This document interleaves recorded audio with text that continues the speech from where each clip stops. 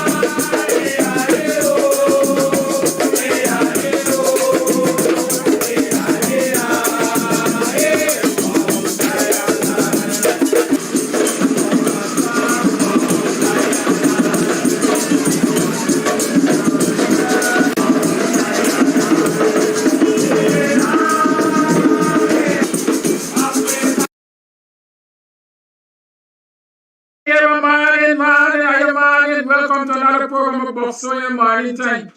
It is now 7 hours 29 on the 18th day of July in the year 2022. I'm still celebrating my birthday. Happy birthday to those who are celebrating also. Whether you are the 1st of July or the last day in July, happy birthday to you. Right? Right on to when? We got another 2 days, 4 days or so for the crabs to be marching. Right on to the 21st, 22nd day about crabs marching. Don't worry yourself, it's our time. Big up yourself if you are a crab. They say hard outside and yourself inside, but sometimes it's got to be hard all over. Because unless you're determined to be hard all over, people will walk all over you. Right? Sometimes you have to harden that softness within. Because when you find you got a nice, decent, soft heart, then they'll just try to make you a clown. We ain't no clowns, eh? Guyanese, we ain't no clowns. Share the life. Share the life. Share the life. This is why I want to talk to 1.5 million people. Right? So share the life. 1,500 people, 1.5 million. How about that? That's a percentage representative, right? Good, yes, a fractional representative. Right! Let's say we got 750,000 people in this country. Why can't I talk to 750,000 persons on the morning?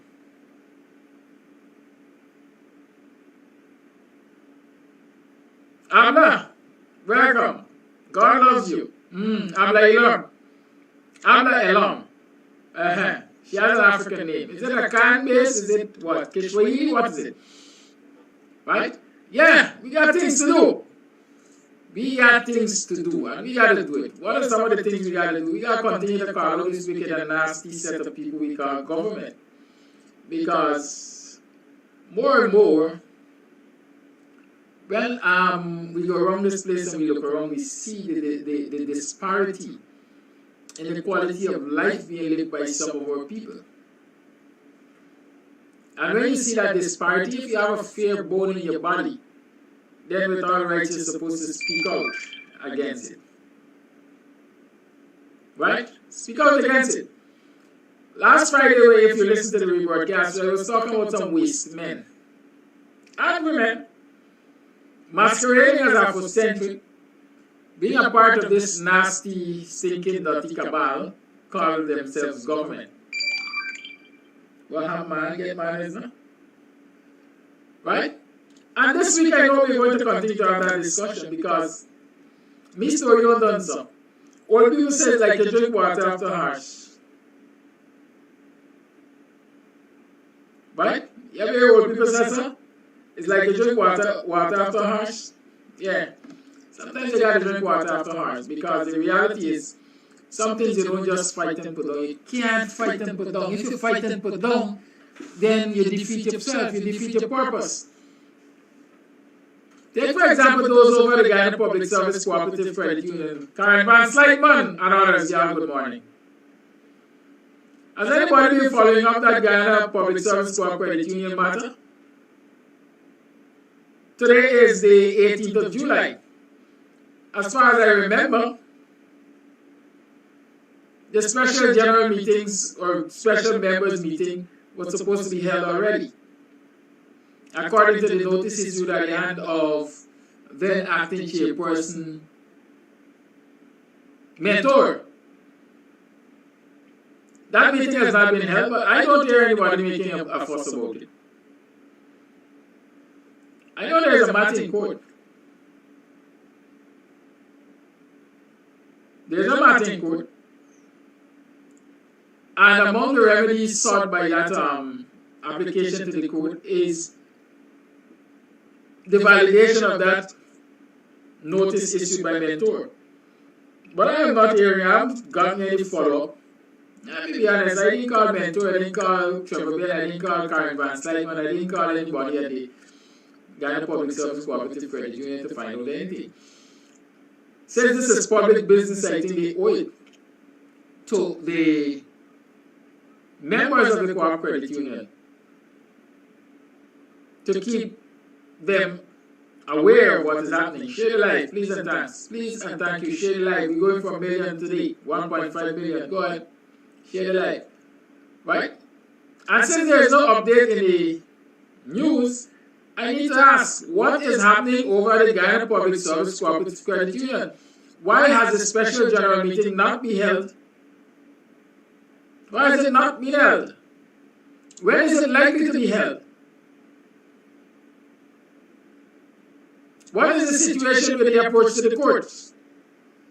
I know for a fact that some members of the management committee, the illegitimate management committee, let me use that adjective in front, and in case you are a Trenchian and you don't know what an adjective is a describing word. Right? It describes mainly a noun. Mainly, notice I said mainly. It's not English class, so they can't teach you everything. Good. And so, that illegitimate management committee, many members of that illegitimate management committee were dodging the court order. The summons, we call it. They were dodging the summons. And so, they were using delaying tactic. Went to court and said they weren't served. Despite the fact that at least one of them cussed out the person who went to serve the summons, and also instructed that nobody must accept a summon on his or her behalf. Right? We have to keep that in mind. So what is the situation over the Guyana Public Service Cooperative Union? We would like to know.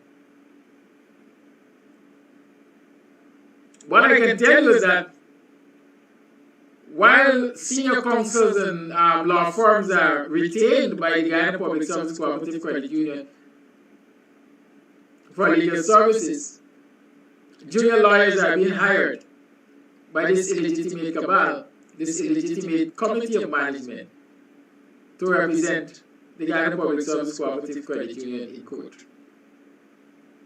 Friends and co-liaison. So they're hiring their friends, they're putting their friends out to make money.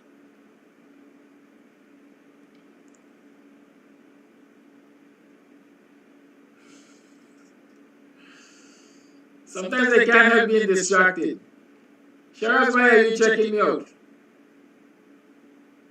My face looks oily this morning. Why are you checking me out, Sheriff?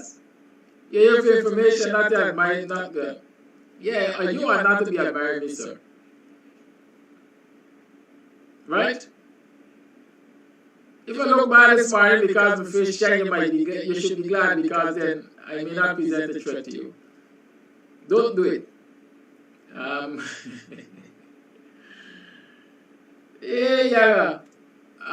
Yes. So a lot of people position themselves over the Guyana Public Service Cooperative Credit Union so that they can facilitate the draining of the treasury of the Guyana Public Service Cooperative Credit Union through services procured from their friends and cronies. And these are things the members of the Guyana Public Service Cooperative Credit Union ought to be aware of. And they have to stand up in defense of their money. They got to do it. You can't sit back and take a swipe at some people, hey, and expect that those who are enjoying the sweet sitting around the committee of management table is going to do it for you, if it is going to be at your own peril. And as much, my God, in as much as Trevor Bell is no longer the chairman, and Patrick Mentor no longer the vice chairman, I know they would prefer to remain on that management committee than get kicked out.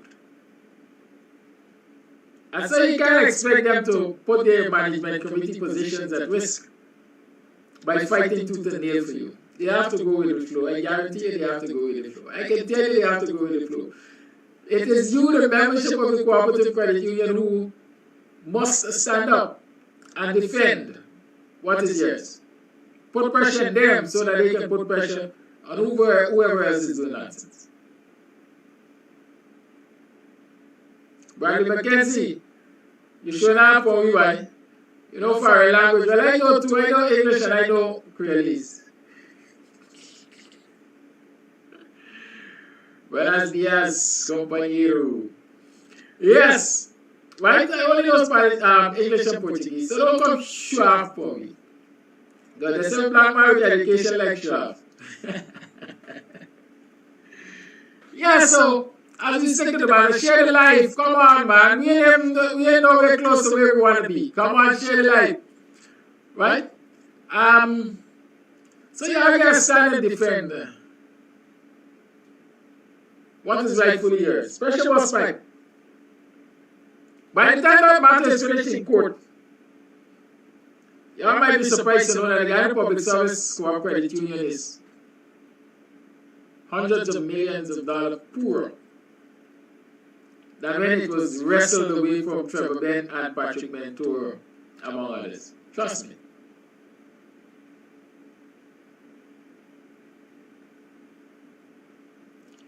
I'm happy when I can cost you money, Shiraz. Time is money. So if you have time to come and harass me, it should cost you something, man. Yes. So again, Guyana Cooperative Credit Union members, be careful. Don't sit back and just think that Patrick Mentor and Trevor Ben alone can fight this fight for you. You have to be involved in this fight. Because at the end of the day, self-preservation is nature's first rule. And they would want to preserve their positions in that committee of management and not get kicked off. Apart from that, they might not be of any service to you if they have been kicked off of the committee of management. And so there is supposed to be some amount of advantage there for you knowing that they are sitting on the committee of management. But you gotta go there. Like we have to go there, all of us, and put our shoulders to the wheel against this wicked and corrupt administration. Right? Yeah, welcome back, GT with Gala. I hope you, well, I can't hope, I know. It's a long process. We don't ever heal from it. But I trust you're feeling better now, and that you're coping with the death and no absence of your mother.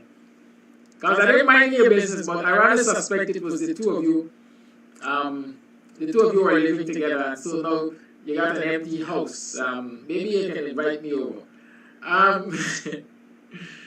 Welcome back, GT Woodgard. You know, I have to do something to put a smile on the sister's face. What she's saying to her, a lot of Guyanese seems to be comfortable. And if you look at the actions, then it suggests that they are comfortable. Sharon said, unblock me and you will get over 1,000. Y'all tell Sharon. And Sharon, this is one thing with me, you know, can't be bought. I ain't care what you're offering. If I block you, stay blocked. Have fun over there at YouTube. And so that I mentioned YouTube, you guys should go over to the YouTube, join the YouTube stream, ensure you subscribe and like, because that threat is still out there, you know, to permanently delete the Kams TV page. I trust it doesn't happen, but you have to make preparations for things like this. And brings us from Victoria, the first village. She wants me to visit the east side line now. I want to go to Linden. But Linden is a long distance and it's plenty money. And why my guy get Chopper to take me to Linden? I don't trust the highway. Yes. If I go to Linden, I have to choose my own driver. One that I know well and can trust. And that means it's a kind of an expenditure. I have to really plan a budget for that. When I want to go to Linden, I seriously want to go to Linden. What am I talking about this morning? You heard me talk about things, but I want to address some specific things. And that is the continued focus on no development in Afro-Guyanese communities.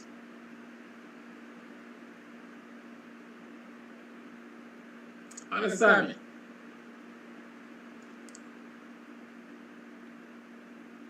Well, 2-3 Saturdays ago, the cabal went to the Buxton ball field.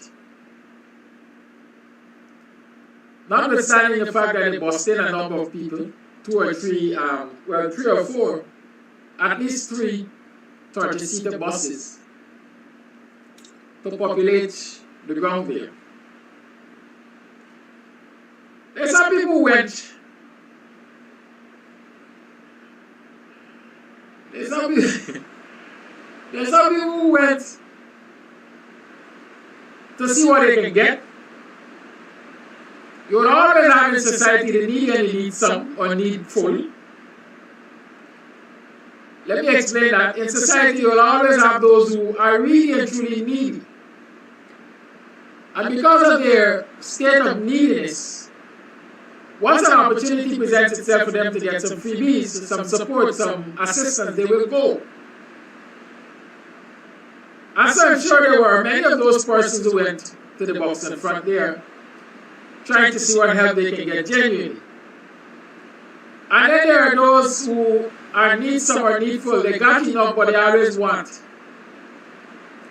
And so I'm sure there were some of those who went there also. And then of course you have those who are genuinely concerned about the well-being of not only themselves, but the community. And so yes, there were some concerned Buxtonians and I bought. And I understand they peppered the Dunstone ministers that were there according to the people. They made representation. Coming out of that representation, the head of the team, Super Drinker, Mark Super Phillips, gave certain commitments. First thing, did I tell you that they drove away the truck and everybody was there couldn't get a hamper? Yes, I was told that everybody who went there could get a hamper. They drive away the truck. Did I tell you that your name had to be on a list before you can get a hamper? Your name had to go on a list before the day of the event. Right? So like the day before, a list had to be submitted after they decided, hey, we're going to come to Buxton and proceed. Y'all send us some names of people who are supportive of us, who we will bring hampers for. And so unless your name was on that list, you couldn't get a hamper. So you could be needy. You could be bad. You could be hungry. Once you turned up, and these wicked-minded people didn't have your name on a list submitted by the foot soldiers, goons, thugs, whatever you want to call them out of Buxton, you couldn't get anything. One mentally challenged guy said they gave him a cheese roll. That's all he could have done, a cheese roll. Another one who was certainly disabled in some way or other was told that his name is not on the list. And so these people who went out here as needy as they are couldn't get anything. But back to the promises made by the Dunstones, Super Drinker Mark, and his team of misfits. When you know about the road promises, we will fix the streets of Buxton. I am still waiting to hear the clarification. When will the streets of Buxton be fixed? So those of you who are at the listening post in the office of the Prime Minister, supervised by Minister within the office of the Prime Minister, Kwame McCoy, y'all could find out for us, when will the streets of Buxton be fixed? We want to know.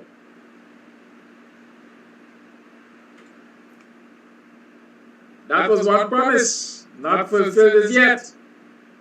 They tell you it will take time to mobilize what resources and expertise.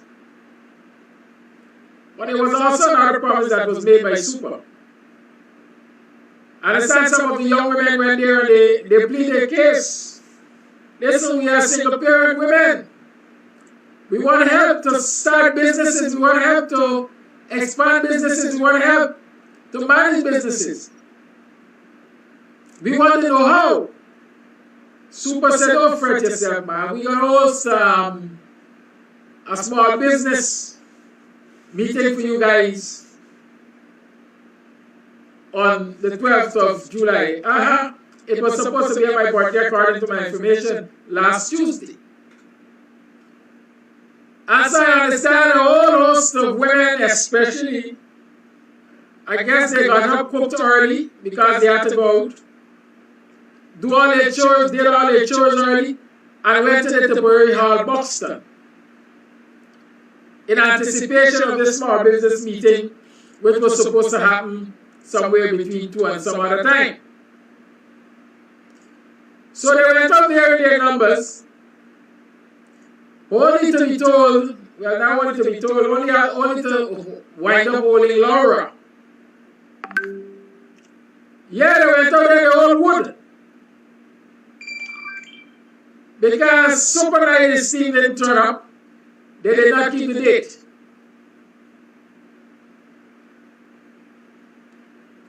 Know what I'm saying? The then acting president of this country, Afrocentric Mark Phillips, promised single parent especially and other small business owners in Buxton that there was going to be a small business meeting to discuss their needs and how this wicked and divisive government can assist them at the Tipperary Hall last Tuesday.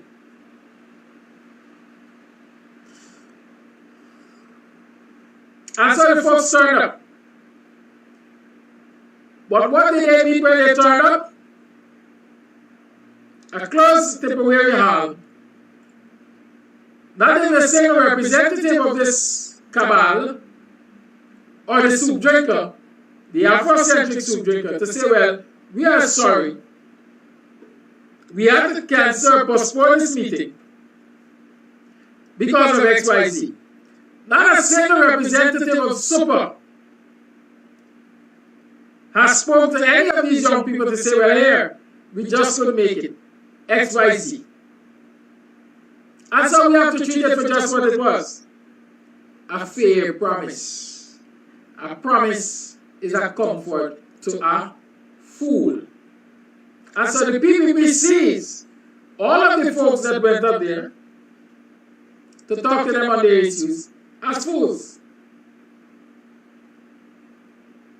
Right? They see them as fools.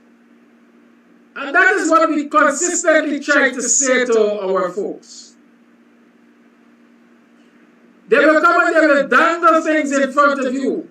They will use their chosen few, who they get to do their dirty work, to dangle things in front of you, to get you to commit to their cause. But they have no intention of committing to your cause. The only reason they wanted you at the Boxer Bargon on the 4th of July was to prove to the world, or to prove to themselves, that they can defeat the day of protest that was organized outside of the public road of Buxton. That was the only reason those folks came to Buxton, came rushing into Buxton with less than 24 hours notice, because they saw the success of the day of protest outside of Buxton as a big slap in their face, as an embarrassment to them. And so they say, hey, we can't afford to be embarrassed the way this protest is going to embarrass us. So we have to have a countermeasure. Let us go to Buxton, dangling goodies, and the people who are supposed to be, or who we expect to be out there protesting, will most likely follow the goodies that we dangle. Well, breaking news. The day of protest outside of Buxton was a success. We achieved our aim. We got a cabal to pay attention to the plight of the people. They might not have acted on it. They haven't fixed anything as yet. But they rushed out of their offices and they ran into Buxton and they made promises which they have not yet kept. But we win, according to Dr. Hinds. And I acknowledge that we win.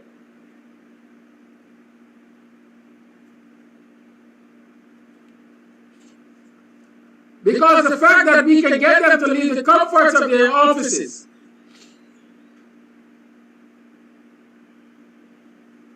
And run down here shows that we're winning. And we will continue to win. Because we will stick to the cause. And we are asking you, folks, we're asking you to stick to the cause also. What is the cause? That's what a lot of people will ask. What is the cause? The cause is for a fair and just government.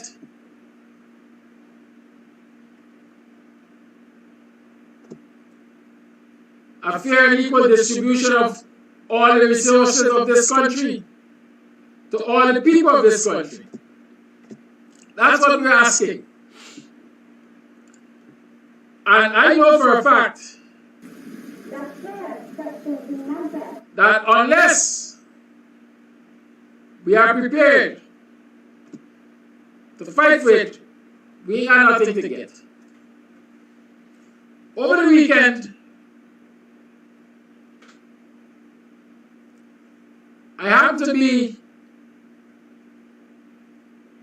trying to get all these things uploaded. I don't know. Sometimes I don't hear you. I don't know. Yes. I was in one of them communities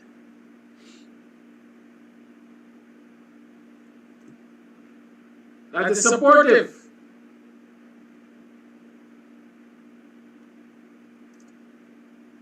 of this wicked and vindictive cabal.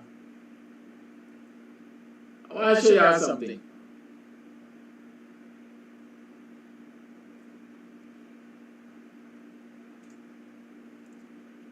Turn your eyes to the screen.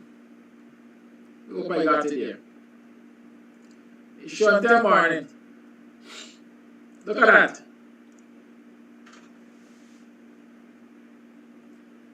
Look at that.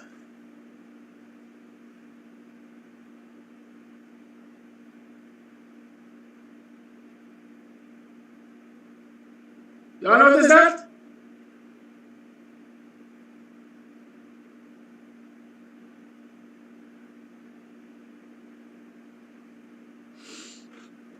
That is a road in Enterprise.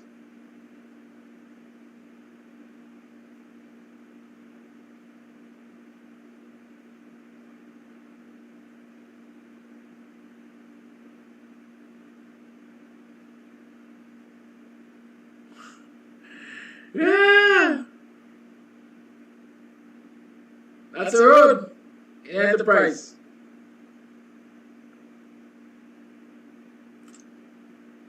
You know what? Most of the roads, well, it's a street actually. Let me get it right. So I don't think it's any main road or anything, it's a street. Right? All the streets in Enterprise are done like that. Look at the next one. Look at them. Look at them. I want you to see them. There's a place they call Airstrip. Look at them. On the East Coast, just outside of Enterprise.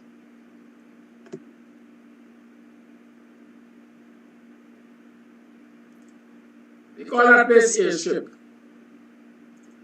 Well, I've seen an airstrip, believe it or not. A road that leads to nowhere. Well, I mentioned to you before roads that lead to nowhere in this country. Right? But you won't believe, and it's not a short piece of road. Good? It's a good length of road. The money that was used to do that road that led to nowhere, you know, I lie, you know. It didn't lead to nowhere. It led to somebody's farm. Yes. So that person must have had a railroad constructed specifically for them on their farmland. Right? That money could have been used to do a street, let's say Buxton,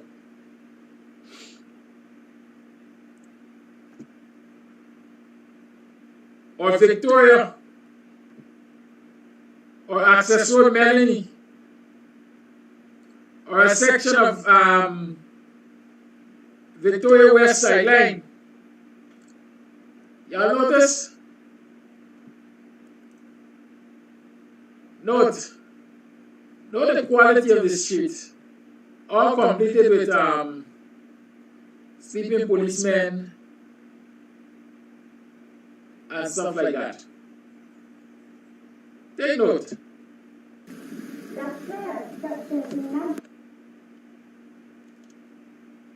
Take note, I take note.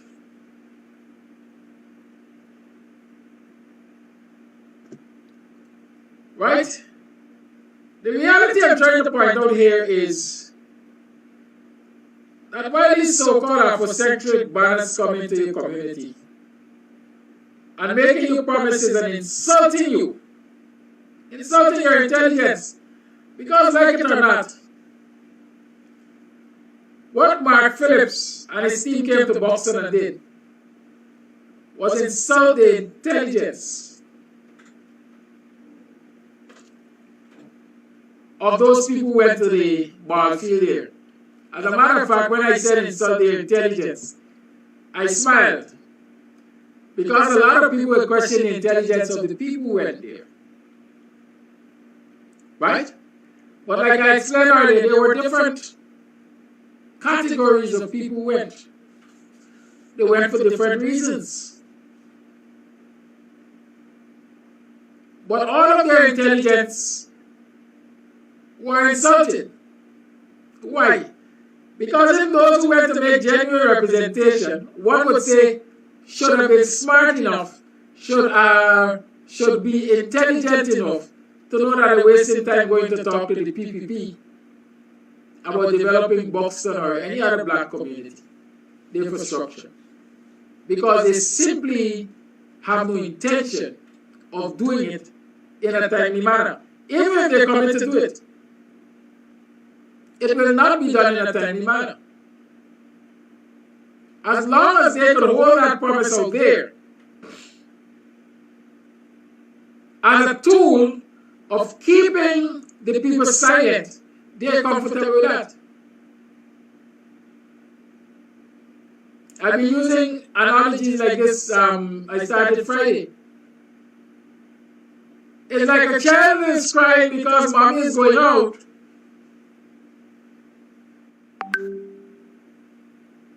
And mommy tells the child, if you behave yourself, if you don't cry, I'm going to get you that Nintendo that you asked for.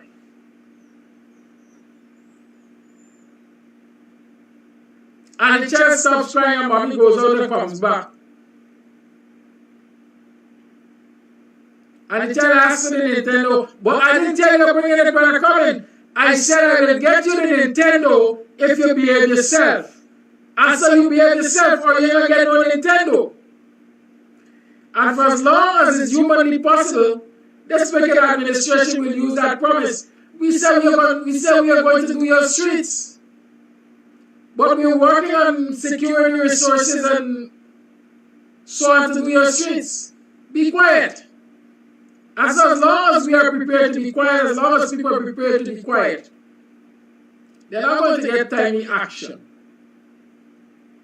on these promises. Because that's what they are right now, promises.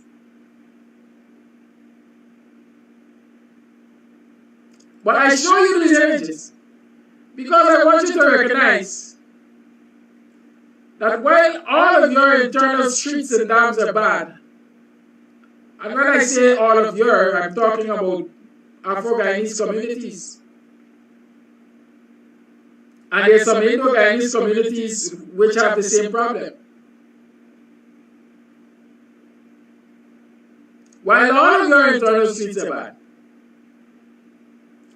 places like Enterprise and then more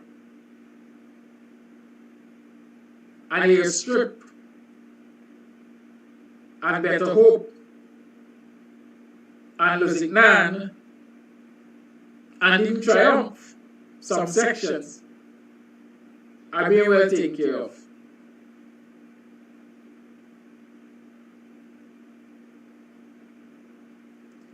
Cheryl Singh says not all the roads in Enterprise were done.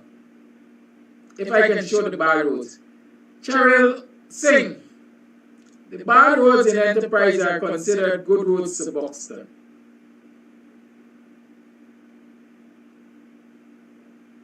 And I keep saying, social scientists don't talk about minority, they look after majority. If there are bad roads in Enterprise, what? 1 in every 6? Because I can't recall seeing a whole lot. And I can't recall seeing entire bad roads in Enterprise. Like some of these photos show the approach to the road might have some issues, where heavy vehicles perhaps are turning and so on. But I'm giving you the opportunity, Cheryl, let's work together. Send me some photographs of the bad roads in Enterprise, bad streets in Enterprise. What I can tell you, and I love when I'm challenged like this because it helps me to really dig deep and reason. But what I can tell you is this. The major road, the main access road from the public road all the way in is in the worst state I have seen it in my entire life. And let's listen, folks. That road gives access to people starting from the public road. It gives access to Melanie. It gives access, when you go over the line, what do you call it? I think that might be Bachelor's Adventure. Yeah. You have Melanie on the west, Bachelor's Adventure on the east. When you follow that same road, it will take you into Beirut, etc. The main access road is in its worst state I've ever seen it in my lifetime. But 90% or 99% of the internal streets of Enterprise are as well done as I show you them. So, Cheryl, are we saying that there was fair consideration in the expenditure of these sums to do the internal streets of Enterprise? Oh God, you have to take me some places I can't imagine I can go, because I can tell you how something just now. To do these internal streets of Enterprise, as against doing a main access road which will benefit several communities? Are we saying that that is fair or sensible management of resources? But let me explain to you why that main access road is left as bad as it is. Because Enterprise has an alternative route. To the east, to the west of Enterprise, I mentioned the area called Airstrip. From the line top, I think they call it Block 11 or something. I don't know these areas too well. But from the line top, oh, you have no problem in the east of that, no problem in the west of this road I'm talking about. Enterprise on the east, along with other communities, maybe Block 11, 12, or 40, and so on. But what I'm saying to you is, to get into Enterprise, you don't necessarily have to use that main access road which I'm talking about, which would serve Bachelor's Adventure, Melanie, Beirut, and whichever other communities are along that line. Because you can get to Enterprise by using this road that leads into Airstrip. Right? It is well done. It is well done. It is like onto the main thoroughfare, the public road. It is well done. And there is a big concrete bridge, we call them heavy duty bridges. There is a heavy duty bridge which links that road into Melody. Into Enterprise. Carol Singh, tell me if I'm wrong or right. Right? And so you can get into Enterprise from what I would consider the back. You can get into Enterprise from the west comfortably. And you can access every street or 99% of the streets to get to the front comfortably because they're all done. All well done. But the road, the major thoroughfare to the east, which will serve other communities, including a whole host of black communities, has not been done.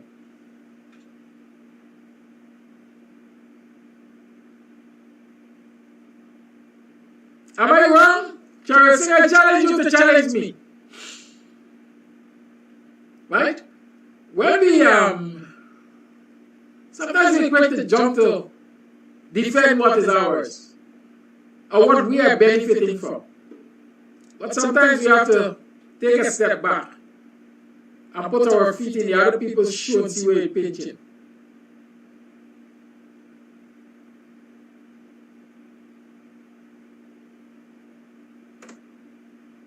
Right?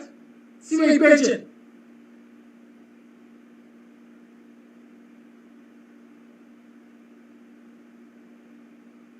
Y'all might feel like I'm a bias. Every individual has their own bias. So let's not run from that. But when I go there, I go and because my training, I think I said it before, I'm a graduate in the discipline of communication. I understand the need to be credible. And so when I put information out there, it must be verifiable. Because if anybody wants to attack my credibility or bring this program to a closure, make everybody else leave it and go away, the only thing you have to prove is that I'm dishonest in my discussions and my reportage. So far, I don't think anybody has been able to do that. Why?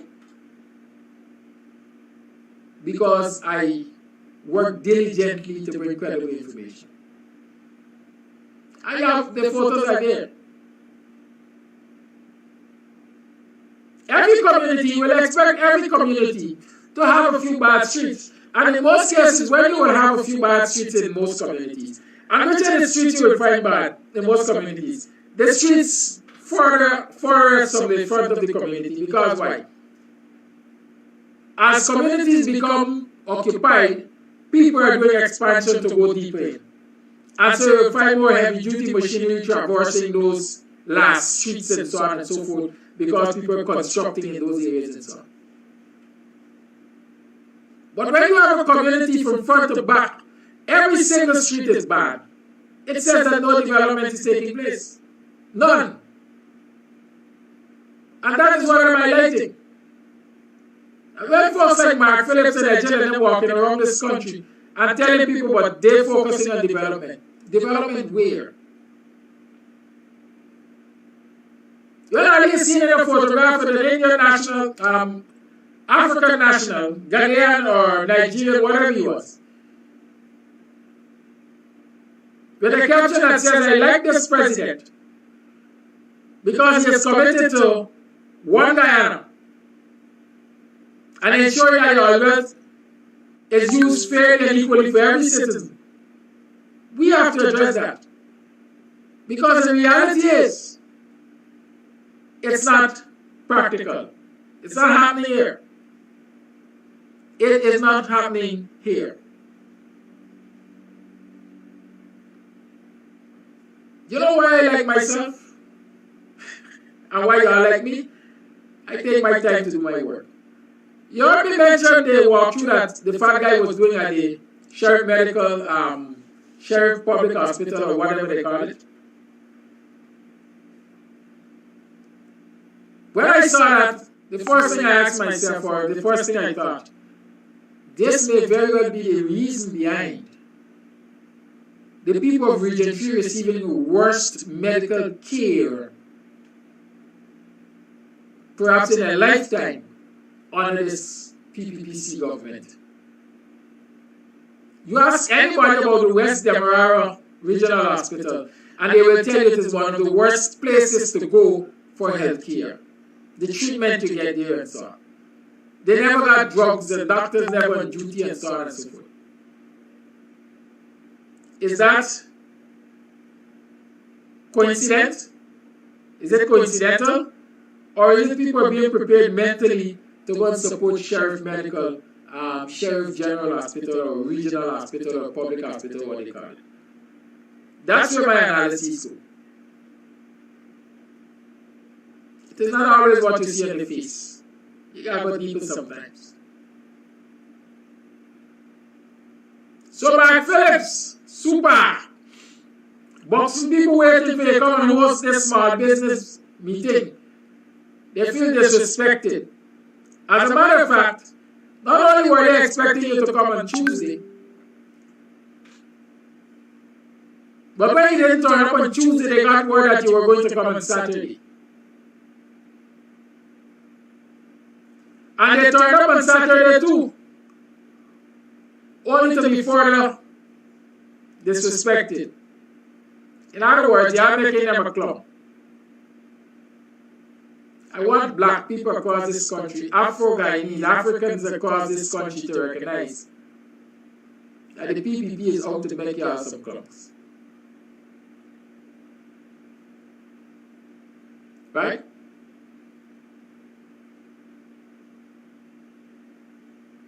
Brandy McKenzie says, the people in black villages need to stop waiting on human staff so to highlight the problem that affects them in the village or community. And come out and block the road and protest because the Kuli people, when they want something, they block the road and burn it. I recommend blocking the road. Because if it is uncomfortable for us, it should become uncomfortable for other people.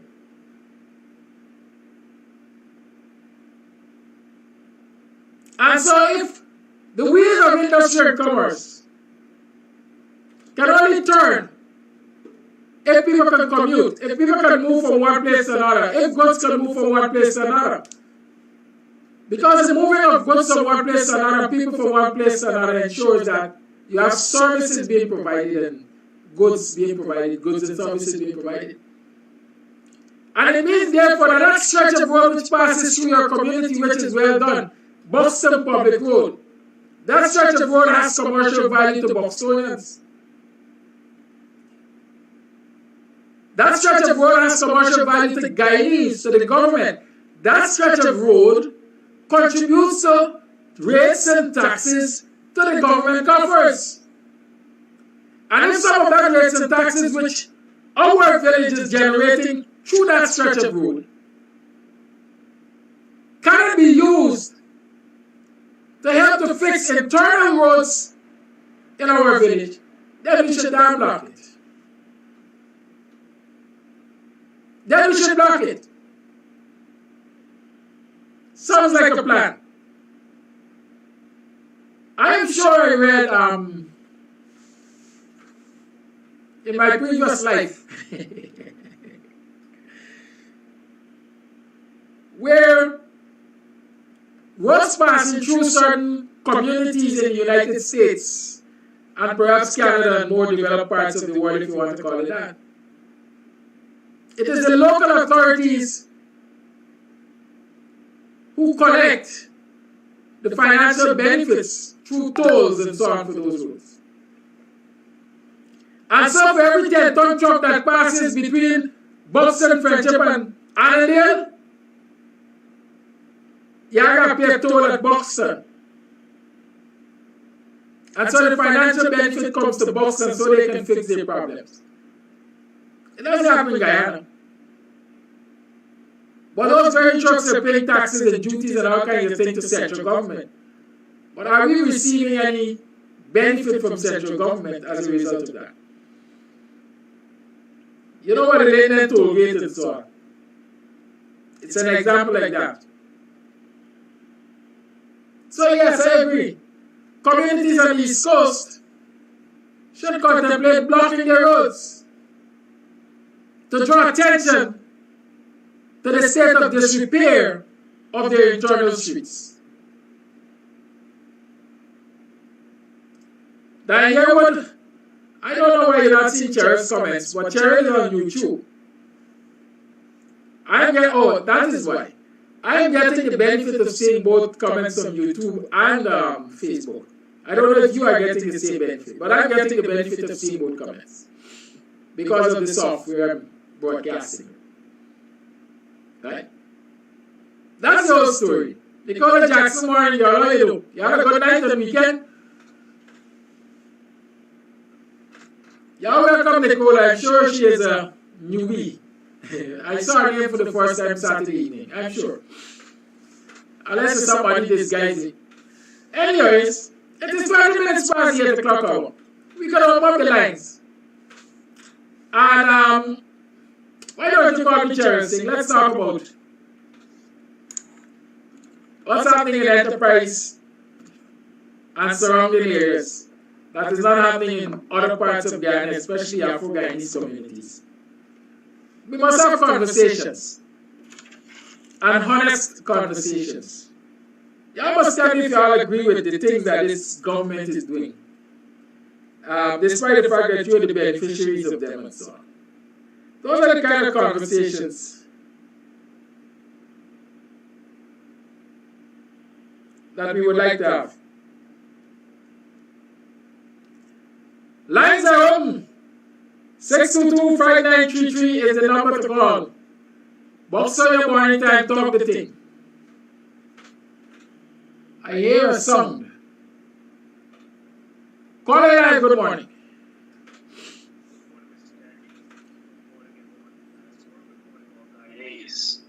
Yes, Mr. Kadaki, you just said we should let you know if we are satisfied with what the government is doing, being that we are the first beneficiaries. So I want to pick up on that, and I want to comment on some of the things that Colonel Norton and the PNC and the coalition have been taking to the courts. And all of this has to do about us being the beneficiaries, and these are things which we are dissatisfied about, and ways in which how we can protest, as you already mentioned. Now, we have tried some form of protest. We should continue to try protest, but I want to talk to our Guyanese people and get our Guyanese people acquainted and ready of how to fight this government. We can either fight this government by militancy, but it doesn't look like we're going to do militancy at this point. So, we are using the democratic institutions which the government has. Now, in Guyana, we have three branches of government, and I know we know this, but I want to show us relevance of it. Three branches of government. There is the executive branch, where the president's office is. There is the legislative branch, which is parliament. We have not been getting much help from the executive branch. That's the PPP. We have not been getting much help from the legislative branch because they have the majority in there. But if you notice, in most democratic societies, there are three branches of government, and there is also the judiciary branch, the branch of the courts. Now, the courts is where we should take our fight if we're going to use the strategy of using democratic institutions. The courts are set up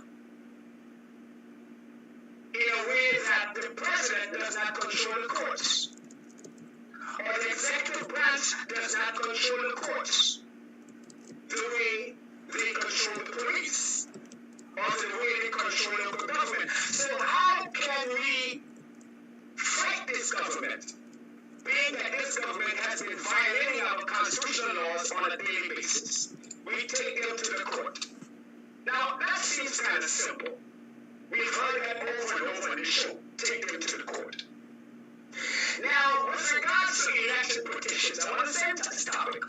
The election petitions is dealing with one of the biggest problems, which is actually facing us as Guyanese. Constitutional matters, criminal matters, statutory matters. Matters of Guyanese laws which were broken during the election process. The recourse or the way to solve those problems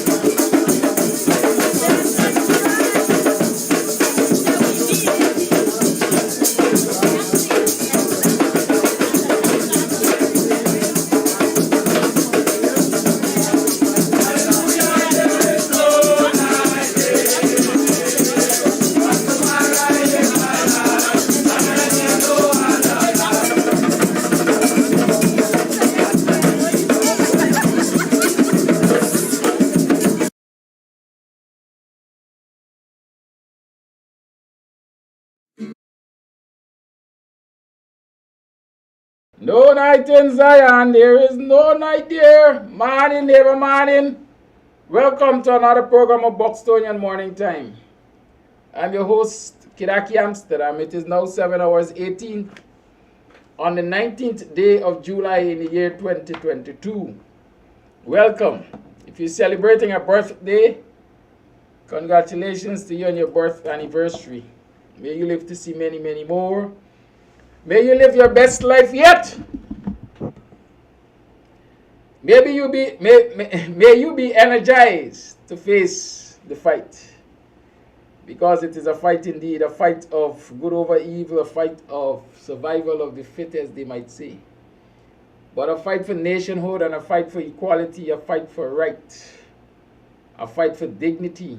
Yes, poverty they say is a crime. Poverty they say is a sin. But unless we're prepared to fight, we're going to continue to be in a vicious cycle of poverty.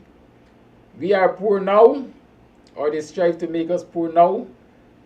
And if we don't break that cycle of poverty, our next generations will certainly remain poor and downtrodden. Chedi Jagan so many years ago said black people are at the bottom of the social ladder. It is my firm belief that black people remain at the bottom of the social ladder. Not because of their inabilities, but more because there's a system that is designed to keep them at the bottom of the social ladder. And until and unless we are determined among ourselves to join our hearts and hands together and break that mold which was designed to keep us at the bottom of the social ladder, we shall remain there, and our children and our next generations shall remain there. Is that your desire? I'm sure it wasn't the desire of the ancestors, because they sacrificed. Many of them paid the ultimate sacrifice. Go to the parade ground. How many of you know about the parade ground? Go to the parade ground. It is what they call Barnum Court, opposite the Promenade Gardens. That entire square there, the blood of your ancestors has watered go to the parade ground. That is where many of their heads were displayed on stakes because they dared to challenge the status quo. They dared to challenge the plantocracy. They dared to challenge massa. They dared to rebel and resist and fight, not only for their freedom, but for their rights, human rights. Yes, they made those sacrifices, and today we are considered a free people. We consider ourselves free. We are freed Africans. We are freed Guyanese. But many of us do not pay attention to the cost, the price for our freedom. The good Christians will tell you Christ paid the price. Christ died on the cross for the forgiveness of our sins. So the good book will tell you that a cost had to be paid, a cost had to be borne for the forgiveness of sin. Well, a cost had to be borne for the freedom of us Africans. And so we must not take it lightly. We must not squander the gains which our ancestors made and left us.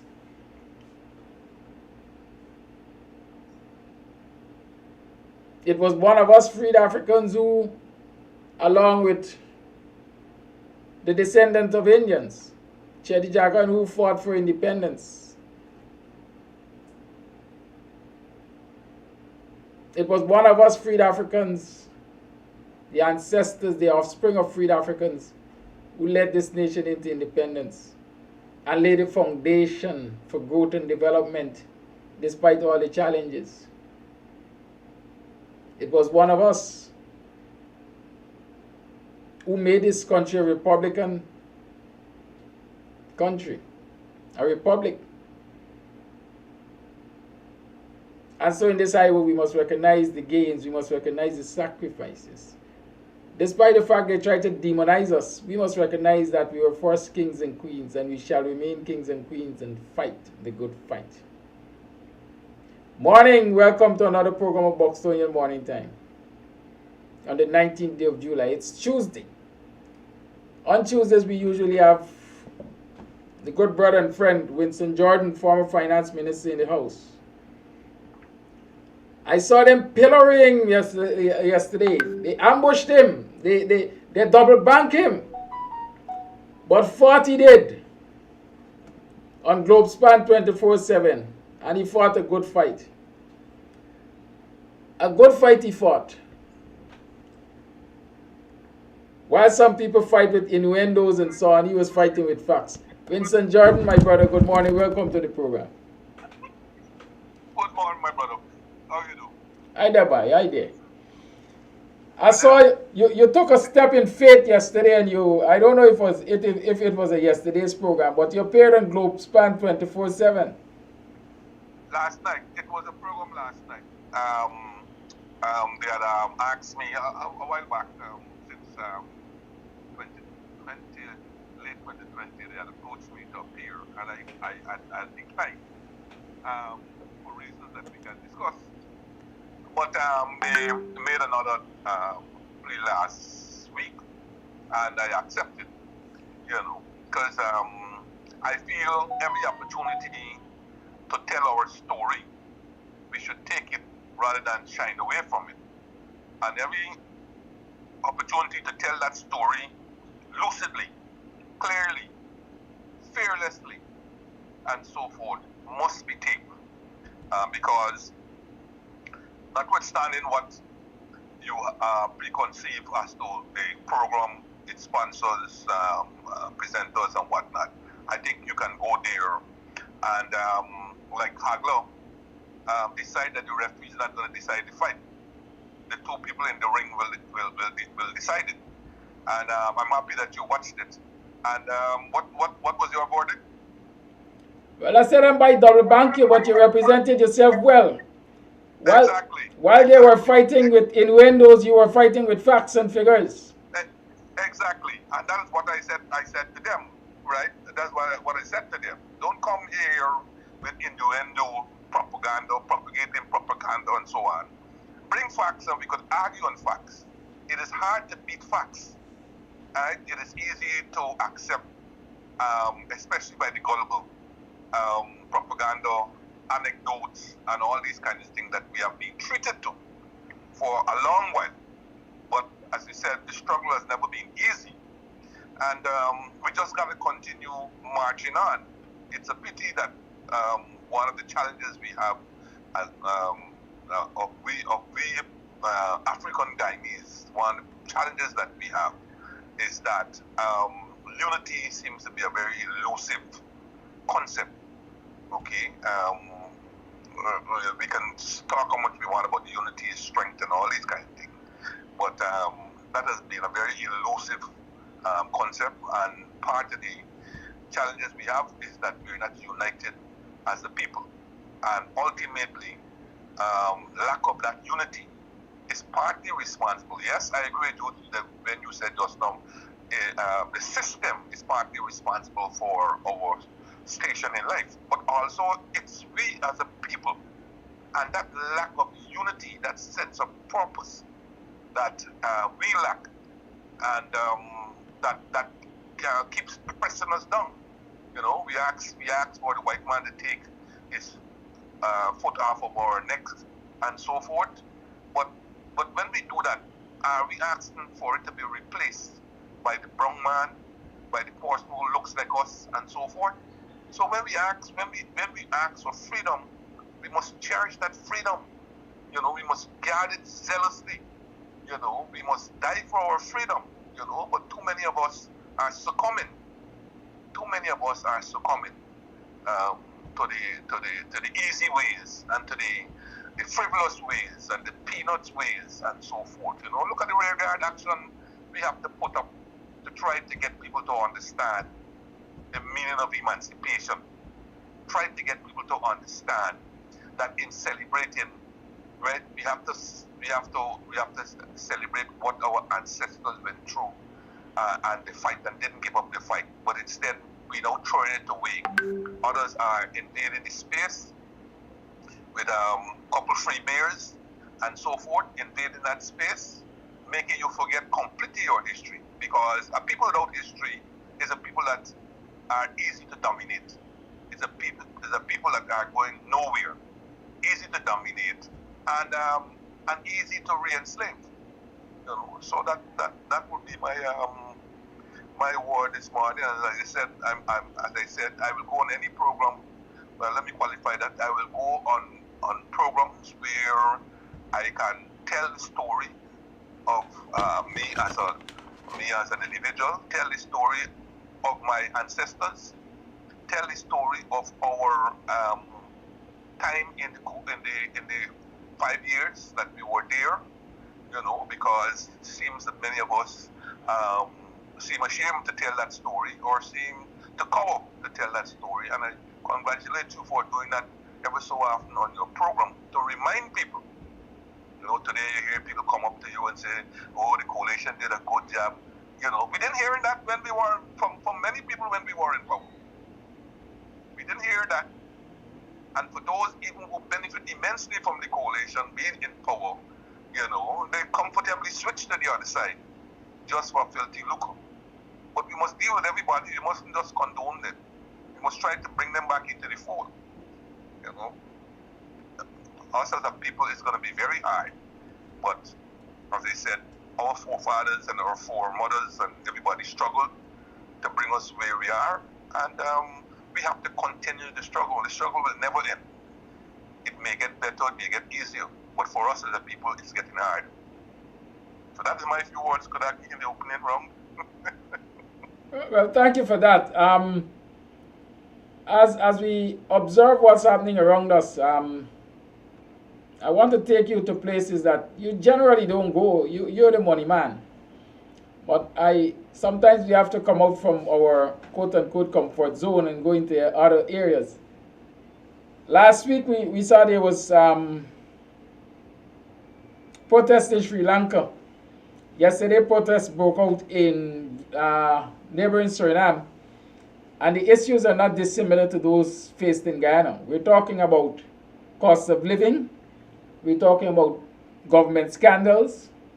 We're talking about unfair employment practices and so on. those are some of the things which were highlighted definitely in this Suriname situation. And we see totally different responses in Sri Lanka and in Guyana, in Suriname, than we're seeing in Guyana, where people are facing the same or similar situations. Sugar in Guyana is $300 a pound. People are now being told that when they apply for jobs, because there is no public service commission, the public service ministry is doing the hiring as far as I understand. And when you submit an application, it has to be accompanied by a photograph. Likewise, if you apply to the Guyana Police Force to become a member, I'm told that your application has to be accompanied by a photograph. And it is believed that these photographs are being used to determine whether or not you're employed or not. Because immediately, they no longer rely on your name to assume your ethnicity, but they look at your photograph and they confirm that. And so I'm told that if you're black and you apply to the Guyana Police Force currently because of your photograph, they don't have to guess that, you're turned down. And in many of the ministries, when you apply to the Ministry of Public Service or through the Ministry of Public Service, you're discriminated according to your ethnicity, which is evidenced by your photograph. I want your wisdom, your interpretation, your reaction to all of these things which I've just mentioned. Well, Kadaki, let me. In fact, I was going to deal with some of those very issues you just enunciated, and in fact, there are so many that probably we should pick and then run with it there afterwards. You see, when you look at going back to say Tiananmen Square, then going back to what they call the Flower Revolution and all these things where peaceful protests changed a government. Even in places where the government may not be of a democratic nature, consistent pressure, obviously, as you well know, will eventually burst the dam. And people, and the reaction, unfortunately, in the Tiananmen Square case, but in any number of cases, brought governments to the table to discuss and ultimately change what was causing the turmoil. So, for example, in our cases here, throughout the world, you have issues about rising prices and so forth. And you have issues of ineptness of governments in terms of their reactions to those rising prices. In many cases, the measures don't go far enough. In some cases, the measures appear to be not thought through. You know, they're one-off and so forth. And the unfortunate case of Guyana is that you have a governance structure. You have a governance structure that suggests that regardless of what they do, they will be returned to power in perpetuity. In fact, you hear things like, never again will we allow them to govern, and so forth. You know, and maybe they may have things behind that to ensure that doesn't happen. But you hear that, and you see policies. And you see policies that are also reflected. But, you know, people say we have histories of struggles and so forth and so on. But when you look carefully, especially in post-independence, when you look at post-independence, that history of struggles don't really come true in the manner that the literature talks about. Look at yesterday in Suriname. Look at it. I imagine that is a very spontaneous, because Suriname is a relatively peaceful country where you don't necessarily see the kind of eruption that you saw yesterday. I think without trying to be on the ethnic side, did you notice the composition of the large majority of the people over there who were protesting for their rights in terms of whether it was food or the behavior of the government, and so on? Did you notice there? It's almost like a similar situation over here. Yeah, Most certainly. of the protests that you see, yeah, go ahead. Certainly. Most of the protests you see over here are of a similar ilk of people protesting the same kinds of issues that the people over in Suriname have done. And I'm sure before the week is out, the Suriname government, and because it's a coalition, I believe it's a coalition of the willing and the unwilling, are going to sit down and reassess what has happened there and maybe try to bring some solutions, unlike what happens here. You have protests here, the issues fester, the protests stop, the issues fester, and people go along their merry way. You can't expect other people to do your struggle. You can't expect people to do your struggle, and you can't expect a struggle to bring results if some people are going to be bought off, or some people are going to be injected into the struggle to ensure that it doesn't win the games. And if you are, and if the government of the day is playing games with that particular section of the people, which seems to be happening, because every time you have a struggle, they run into your community, they promise you this, they promise you that, everybody's back to square one, and life goes on, And as I said just now, nothing ventured, nothing gained. You're not about to get changes in the society unless you let the government know. Unless you let the government know, in no uncertain terms, that the way in which the country is being governed is leading to turmoil, is leading to people being entrenched in poverty. And here you don't only talk about Afro-Guyanese, you're talking about Indo-Guyanese, you're talking about Amarindo-Guyanese principally. When you talk to those people, you see the pain in terms of trying to eke out a living day by day, And then when a Suriname type arrangement or a Sri Lanka type arrangement come about, you talk about hooligans and so forth. But even hooligans got to eat. Even hooligans require work. You're speaking about work, let me tell you something. I saw a dastard advertisement in the Stabrook News a couple of days ago, and that was brought to the attention of the public by way of a letter, where the Princess Casino was advertising for people. Did you see that? No, I didn't. I don't read Stabrook News. No, well, you don't have to read Stabrook News. You don't have to read Stabrook to find out this particular thing.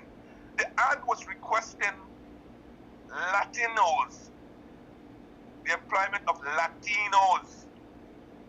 This is Guyana, English-speaking Guyana. And the ad was requested Latinos.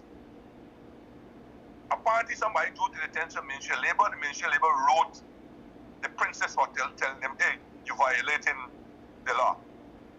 Right? You're violating the law. But, and in a sense, the Ministry of Labor comes across smelling like a rose, because they intervene and they pull the ad and they can sell back another ad. But my friend, who do you think they are going to employ? They are going to remove the word Latinos from the ad. But who do you think they are going to employ? They wanted Latinos. They made a mistake of sending out the ad that had the word Latinos in it. They have been hauled over the coals. They pull the ad. They're going to remove the word Latinos and send out back the ad. But when they come into the interviews and so on, who do you think they are going to employ? And who is going to be there to ensure that the discrimination in the employment or the employment practices don't take place? But point taken, I like to say for the Ministry of Labor to tell them they're discriminating, which is a fact, and they are violating, which is a fact. I highlighted what the current administration is doing at the PSM and the Guyana Police Force, just to name a couple places. It's a case of Patel in the Kahari bottom black. Who is the police, the government departments, to stop this policy of the government, which is just as discriminatory? And you're absolutely correct. you're absolutely correct, Kidaki, because I know about what you are saying, and I know you are not telling false thing on that, because some one or two people have come to me asking me if I can't find a work for them. I said, brother, I'm a retiree. I'm just here, watching the ships roll by and so on. I really don't know anybody anymore. And I can't. If you want a recommendation, I might be able to give you one, but I can't. I don't know who to send you to get the job. And this is the increasing of the frustration. What you are saying is exactly true. They're asking for all kinds of things, and where they push the envelope beyond the frontiers, they do. Because even when they don't ask for a picture and you turn up, whether it's rental of houses, whether it's for employment, answering an ad or anything, when you turn up for the interview and they see who are you either are given short shrift or they tell you the job has been filled, the vacancy has been filled. And that is not going on up to today. That's not going on only today. That has been going on. I will tell you something. I responded to a certain ad in the papers many years ago. This is many years ago, in respect of a house that was for sale by a bank, a certain bank. I responded to that ad. But when I went in there to get the details, they pushed me around for 5 minutes. And then somebody come up and said, yes, sir, how can I help you? And I said, listen, I have this ad here, and, I want to get the things for it. He said, oh, I'm sorry, we were to pull that ad from the papers because it's no longer available for sale. It's no longer available for sale. I know the person who eventually bought the house long after they told me the house was no longer available for sale in Georgetown. Many years ago this happened. This is like somewhere around 2003, 2004, somewhere around there. Okay? So all that has happened since is that process has accelerated. And we as a people don't seem to understand the ultimate end game of what is happening today. These are not small aberration type acts of discrimination that is taking place. This is a systematic process that is taking place that will ultimately have a disastrous effect on the black community, on the African Guyanese community. It will have a disastrous effect. So when you combine it with all other things that are happening to our community, Lord help us as we go forward into the future. And that is why this Emancipation Day, it hurts even more of what they're seeking to do in terms of Juve the day before and emancipation and all this kind of thing. It hurts even more that the message of emancipation is increasingly being lost. And it hurts even more that we're prepared to dress up. We're prepared to dress up in our fancy African garbs on that one day. On that one day, without understanding the meaning of that day, or without understanding that that struggle is 365 days a year that it has to take place. And ultimately, many people are beginning to feel helpless. Many people are beginning to feel hopeless. And that is an unfortunate brew as for people when they're beginning to feel helpless and hopeless. I only last week, I think it was, very, very, very good carpenter, very good, very honest, very good and very honest and everything else. And he was looking all around for work. He couldn't find work. And your heart bleeds up for those kind of people. I look at all those people who were in the initial demonstration 2 weeks ago or so on. And I said to myself, look at all these people here. If these people were gainfully employed, because you had a large number of people there who appeared not to have any work, victims of circumstances of one kind or another. I don't know whether if some of them had worked before and were dismissed, if some of them applied so often and they were never even treated with the courtesy of response, or so on. And I said, if these people, if you are saying this is a country that is short of labor, because that seems to be the mantra these days, this country is short of labor. And I heard one leading like in the private sector commission saying, chastising the one of the technical institutes for not producing the numbers of people and the kinds and so forth, and he was now supporting the importation of labor. All of this is taking place while you have large segments of people, while the statistics are showing that unemployment is rising in Guyana, and you're talking about importing labor. All those people you saw on that march there, large bulk of them not in any employment, not in any work, and so forth. And we treat this as a, oh well, we treat it as one of those things. Communities that are not having access to income are communities that will die, and die soon. Can that be changed? Of course it can be changed. Is there a willingness to change it? That is the $64,000 question. That is the $64,000 question. Is there a willingness to change it? And as a people, we have to bring the government to the negotiating table so that all of us get a piece of this pie. All of us can get a piece of this pie. You got a growing pie. You're talking about 57.8% growth this year. And at the same time, you're talking about an increasing number of hopeless people, and an increase in poverty and so forth. You got an increasing number of people who don't even want to hear anything but oil anymore, because for them, they say, we're not benefiting. How can that happen in a country that grew 43% in 2020, 20+% in 2021, and they expect it to grow 57% in 2022? How is this happening in such a country? And all you could think about is how many more sons you are turning for one more brand of hotel, or how many roads going to start soon going to nowhere. And people are having difficulty living. People are having difficulty living. And you're talking about importing labor. I saw an amazing statistic yesterday. Here it was Mr. Jerry Govayo, who's the security advisor to the government. I don't know whether he indicated it or whether they injected it into the article. But do you know there are 60,000 plus Venezuelans in Guyana?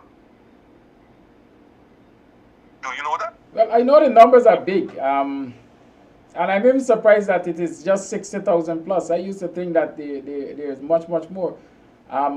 Because this government continuously caters to them. But you see what is happening here? Look, if you put aside the Indo-Guyanese population and the Afro-Guyanese population, the mixed population, I believe, and I believe the indigenous population, the Venezuelan, if that number is true, and you say it might be higher, then the Venezuelans are becoming a significant part of the Guyana population in terms of its composition. And sooner than later, they will begin to demand rights. And we treat this, as if it's, we're trying to help Venezuelans and so on. What is it that we're trying to accomplish in this country? Because in the article that I put into, there is Mr. Jerry Govayo as the National Security Advisor indicating that in this group that seems to be coming over, either there is, was, or continue to be miscreants who are causing the government headache in terms of security. Remember we had this discussion a couple months ago, right here on Kams Tv, when we talked about the Cuban Mariel boat. Yes. Yes, we Right? do. You know, when they opened all the jails and so on and send them to Miami Yes. and tell them, okay, go on, right? Yes. But it seems and we talked about that. We talked about this months ago. And just yesterday we hearing Jerry Govai as the National Security Advisor now complaining that these miscreants might have come within the numbers and now they are causing trouble. And it's a nightmare for the government. What an admission. What an admission. It's also in that article where they talked about settling these people in the Northwest. The very region that is being claimed by Venezuela. Settling them in the Northwest, trying to settle them in the Northwest. God help our foreign policy where this is concerned, because we seem to be going along for playing land. I keep saying this all the time. We believe we will be saved by the Americans because of EXXON being on the shelf and EXXON being a big. We believe so, you know, because this laissez-faire approach that we got to foreign policy, you know, it's a really worrying sign. Congo also is by occupation, and the more and more those Venezuelans come, the more and more that they come and infiltrate the society, is the less and less, the smaller and smaller piece of your territory that you're giving up. And you're making Maduro into a hero, essentially. They're playing a waiting game here with us. They have been able to stall the process at the World Court by sending a late submission. And that has stalled the process. While the process is stalled, Venezuelan relations with America is improving to such a state that because of this contrived crisis in oil, and America is looking for cheaper oil, Venezuela has now come into the mix. So where before they were a pariah state, now the soft diplomacy approach is being implied by Venezuela, by America, obviously because our interests come above any other person's interests. And Biden is likely to lose, his party is likely to lose lots of seats in the House of Representatives and maybe even in the Senate. And that's bad news. Trump is on his way back and so forth. But Biden right now apparently is even more unpopular than Trump. And all because of oil and this whole approach to managing the economy and so on. So he has to move quickly. And if Venezuela is going to be a savior in that regard, he will move there. And where will that leave us as a country? That's why it's unfortunate this long-term and this interplay of relations and so on seem to have escaped. Now you're running a hurry how the Venezuelans have, some of the Venezuelans who have come over here are miscreants who are creating havoc with national security. That should have been known from day one. That should have been known from day one. All I hope is that whatever happens, we don't get played in the context of our approach to the World Court to have this matter settled. Because, as I said, we sleepwalking our way into this matter. And that is my take on that. The labor aspect that you raised, I say it's a real issue, and the opposition in particular has to make that issue come to the fore. You know, it's unfortunate, as I said, the circumstances in which we find ourselves. And therefore the fight, rather than be collective, seems to be at the individual level. Okay, you raise it on your program, nobody seems to want to take it up ultimately and make it a national issue. So your voice now is like a tumbleweed in the wind, blowing in the wind. You know, rather than other people coming up and say, yes, this is what is being experienced, and let us bring this to the table and understand where this is going. Because you hear in the service, they're saying how we want to balance the force. We want to balance the force. Balancing the force means then that will require less intake of Afro-Guyanese and more of other descents, in particular Indo-Guyanese. Now, this, as we well know, the way how labor relations have formed through time, and this is not news or any such thing, is that the Afro-Guyanese, after more or less slavery and emancipation and so forth, and even independence, tended towards these professions that of police and all this kind of story, and less of the private sector type agriculture, industry, and so on.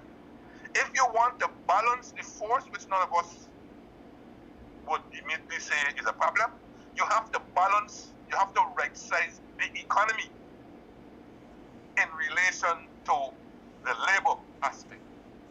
You have to right-size the economy, because the people who used to be or think that they could have gone in the public sector as clerks and accountants and so on, and the people who think that they could have gone into the police force when they didn't have enough subjects, or the GDF or the fire service and all this kind of thing, now they are going to be blocked from those places. Where are they going to go?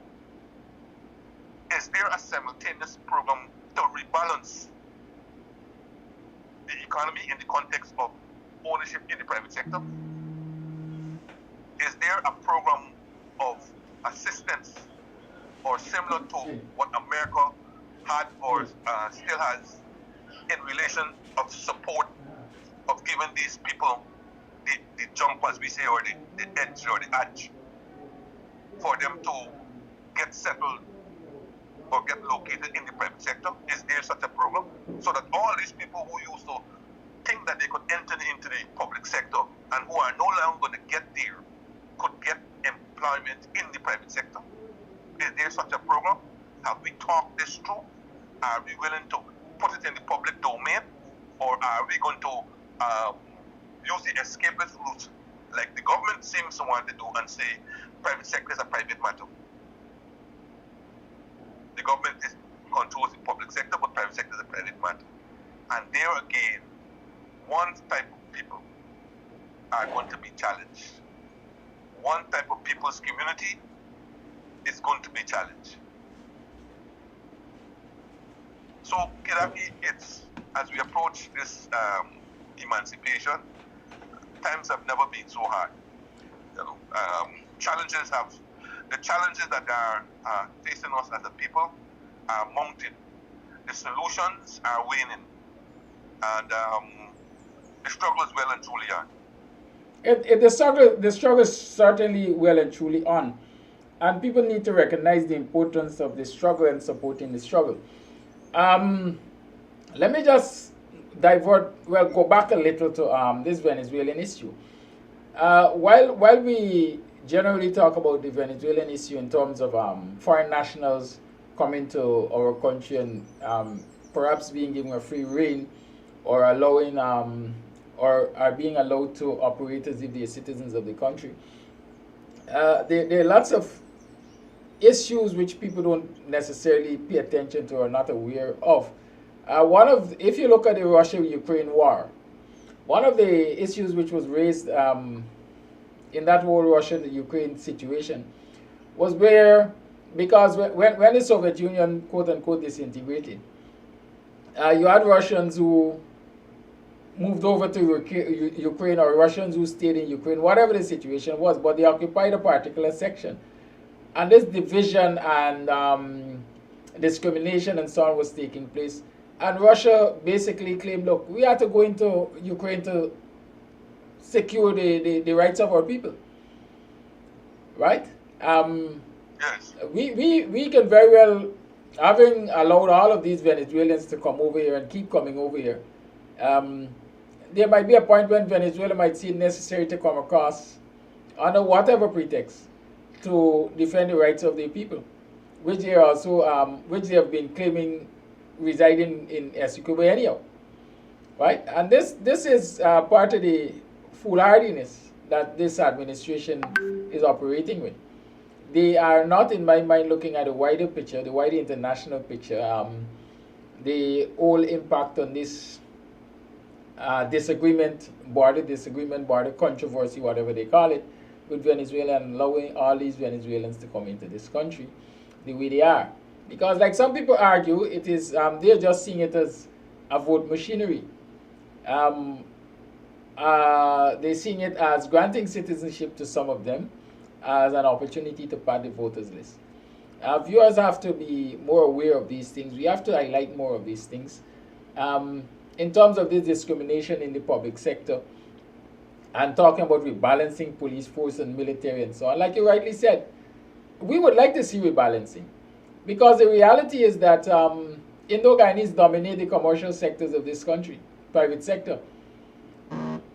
If we're talking about rebalancing, then we have to have policies in place that will make it easier for African Guyanese and other ethnic groups to enter into the commercial sector, into the private sector of this country. We know again that the policies are discriminatory.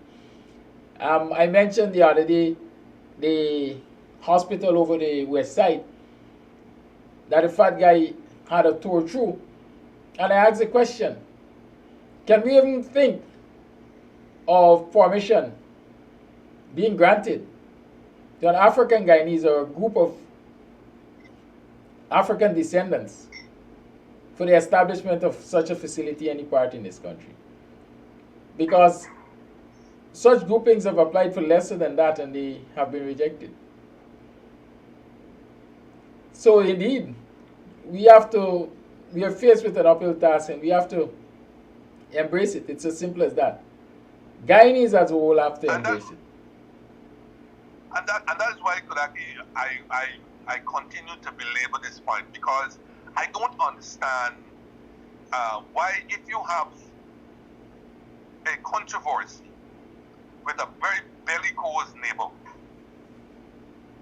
that you would allow their citizens, however, whether refugees or otherwise, to be crossing the border freely, and then settling in the very territory for which Venezuela is claiming. And you're doing this on the guys that you were helping refugees. And knowing fully well that occupation gives you the reason, if you didn't have one before, gives you the reason, as Russia did with the Crimea and now with Ukraine, to say, well, how their citizens are being harassed and we're going in there to protect them. Yeah? You allowing these people to cross the border freely. You're not putting up no barriers and saying, yo, hey, no more, we got enough. You know, we are this big, generous people with little resources, generous people allowing the pouring over of all these refugees. Pouring over all these into our territory and having them settled in the very northwest region that is being claimed a part of this avaricious neighbor that we have. And we see nothing wrong with that. And now you're talking about vote black and vote machine and all this kind of thing. And let me tell you something. Now that it is this short-sighted approach. It is this short-sighted approach, to my mind, when it comes to this Venezuela matter, that has prolonged this issue way beyond where it should be. To me, part of this thing is the short-sighted approach. Because I see, for example, now, allow me a bit to segue into this here. I noticed that Ralph Gonzalez had reported to the last heads of government in Suriname that Venezuela is predisposed to resuscitating the Petrocaribe arrangement. You remember that arrangement? I don't know how many people remember. Yes, I remember the arrangement. I remember the arrangement. Right? This arrangement was established on the 29th of June 2005. And it was an oil alliance. It was under the presidency of Hugo Chavez. You know, in terms of presidents, he might be considered a moderate. In terms of presidents coming out of Venezuela, he might have been considered a moderate, and who appeared to want to bring the Caribbean and Latin states closer. And so one of his signature programs was this Petrocaribe that was inaugurated on the 29th of June 2005, as I seem to recall. And it was an alliance involving about, I'm trying to remember, I think about 18 Caribbean states. And at the time, oil prices were rising, just as they are at the moment. And so he designed a payment system that allowed for the purchase of Venezuelan oil at market value, right, for between 5 and 50% upfront. So what this meant is that there was a kind of sliding scale. If oil prices were below, say, $40 a barrel, then I believe you paid oil in full. Between $40 and some amount, you paid only 5%. Well, 5% is what, when it reaches, I believe, maybe 100, 120 and above, you'll only pay 5%, and then, and then the rest you will roll into a long-term loan of 17 to 25 years with a grace period, I think, of 1 to 2 years, and an interest rate of 1%. Now, Guyana joined this, notwithstanding our controversy that Hugo Chavez was willing to not forget what held in abeyance. Guyana was able to join this Petrocaribe arrangement. We were a late joiner, so to speak. And over the period, we accumulated over $1 billion in debt. Right? The way how it was set up in Guyana was that the oil companies had to pay 100%. So the oil companies did not get the benefit of the concession that was being given by the Venezuelan government. The concession was given to government. It was a bilateral concession. It wasn't a concession. It wasn't a company concession. So the concession was given to the government, and the government had to set up an account. And into this account was deposited the amount that was not transferred to Venezuela in the context of the scheme. Okay? So if you are, for example, importing a barrel of oil, 1 barrel of oil, and it costs, let us say, $60. Okay? And let us say the scheme provided that where oil is between $40 and $60 dollars, you pay only 70%. The oil company in Guyana will have to pay the government of Guyana 100%. And out of that 100%, government of Guyana will then pay Venezuela 70%. And therefore 30 is left in the account. And by the way, the oil companies in Guyana had to pay the government of Guyana in foreign currency, not Guyana dollars, in foreign currency. And therefore an account in foreign currency was established by the government of Guyana called the Petrocaribe account, into which these amounts were received and out of which the designated payment was to be made. The debt that accumulated in the context of Guyana was built up rapidly, and we had owed over $1 billion to the Venezuelan government, right? That would have been paid over 17 to 25 years. And every shipment that came from Venezuela represented a new debt. Every shipment of oil that we took from Venezuela represented a new debt. So we had a series of debts over that years that would have different maturity dates and so on. But the cumulative amount was in excess of $1 billion. It was frightening. The debt was building up at a frightening pace. The government then was able to negotiate with Venezuela a rice deal, a barter trade. So um, the farmers from Guyana will ship rice to Venezuela, and they will be paid out of this Petrocaribe account, and the debt and that part of the debt will be written off with Venezuela, and so on. But this arrangement began to unravel because as the price that was being given by Venezuela was so good that it encouraged more production of rice in Guyana, and more rice was being shipped to Venezuela, and more claims were being made on the Petrocaribe fund.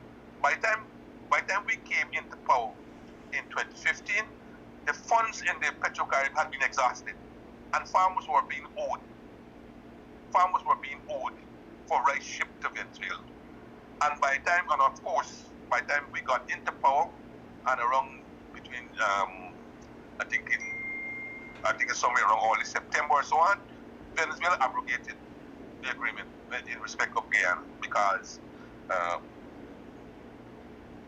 of I don't know, they suggested how our government was not necessarily being kind to them or whatnot, or they claim how President Guaidó made some statement, some monkey in the back statement that was misinterpreted in Spanish, and they took offense and so on. They ultimately they did. As soon as we came into power, though, Venezuela started rattling this sabot, you know. And as you remember, we had to go out there and do diplomatic maneuvers.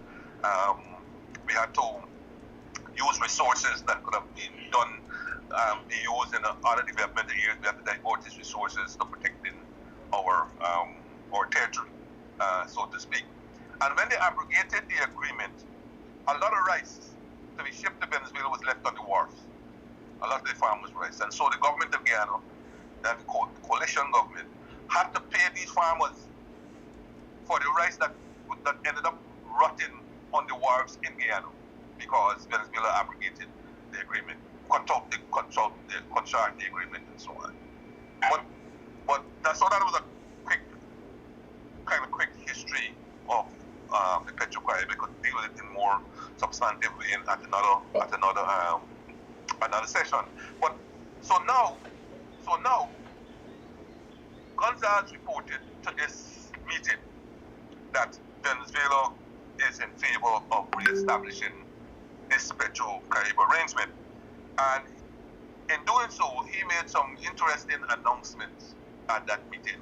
He said that Venezuela will be cutting the debt owed by OECS Petrocaribe members by 50%. He said that upwards of 35% discount will be given to other countries participating in the program. He announced that Venezuela will be cancelling St. Vincent's entire debt owed on the Petrocaribe, and that Venezuela will be offering them other forms of support, including fertilizer, and that several other nations, including Antigua, Trinidad and Tobago, Bahamas, Belize, and possibly even Jamaica, are also in dialogue with Venezuela, with a view to understanding where they could get involved in the scheme. Everybody, of course, is looking for a way out of this oppressive prices that being paid for oil. But I hope that one of the countries that are going towards Venezuela to get back into this relationship is not Guyana. I hope not, because the attractiveness of the scheme,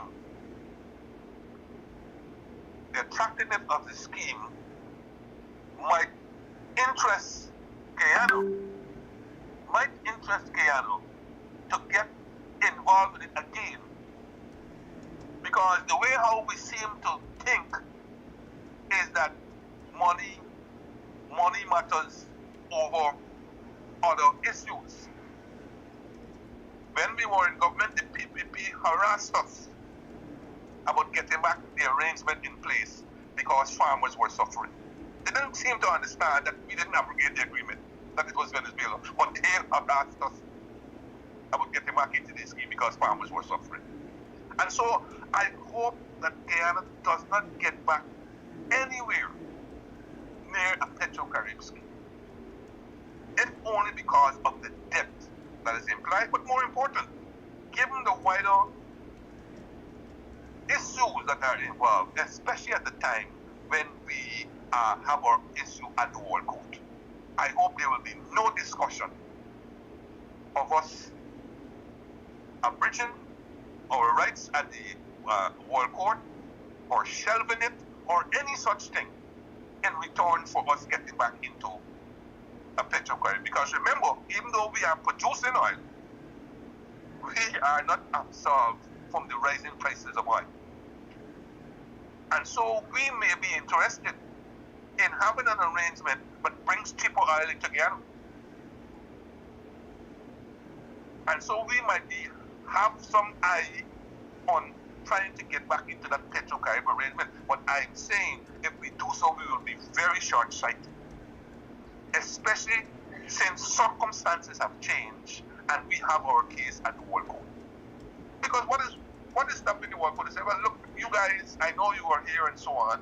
You know, even as you have matters in court, the court is tell you sometimes, look, help the court. If you have opportunities to settle it, then bring it to us and let me put our stamp on it. You know? So even though you may have a matter in court, you have what you call out the court settlement, and then you bring it to the court, and then you put the final thing on it to make it the court settlement. I hope we are not going to be tempted to go back into any Petrocaribe because we want to get rice deal. Because it's principally rice that we were selling to Venezuela. Because we want to get rice deal, and because we want to bring cheaper fuel to Guyana. Because even though we producing fuel, we still got to buy the fuel. We import all of our fuel needs.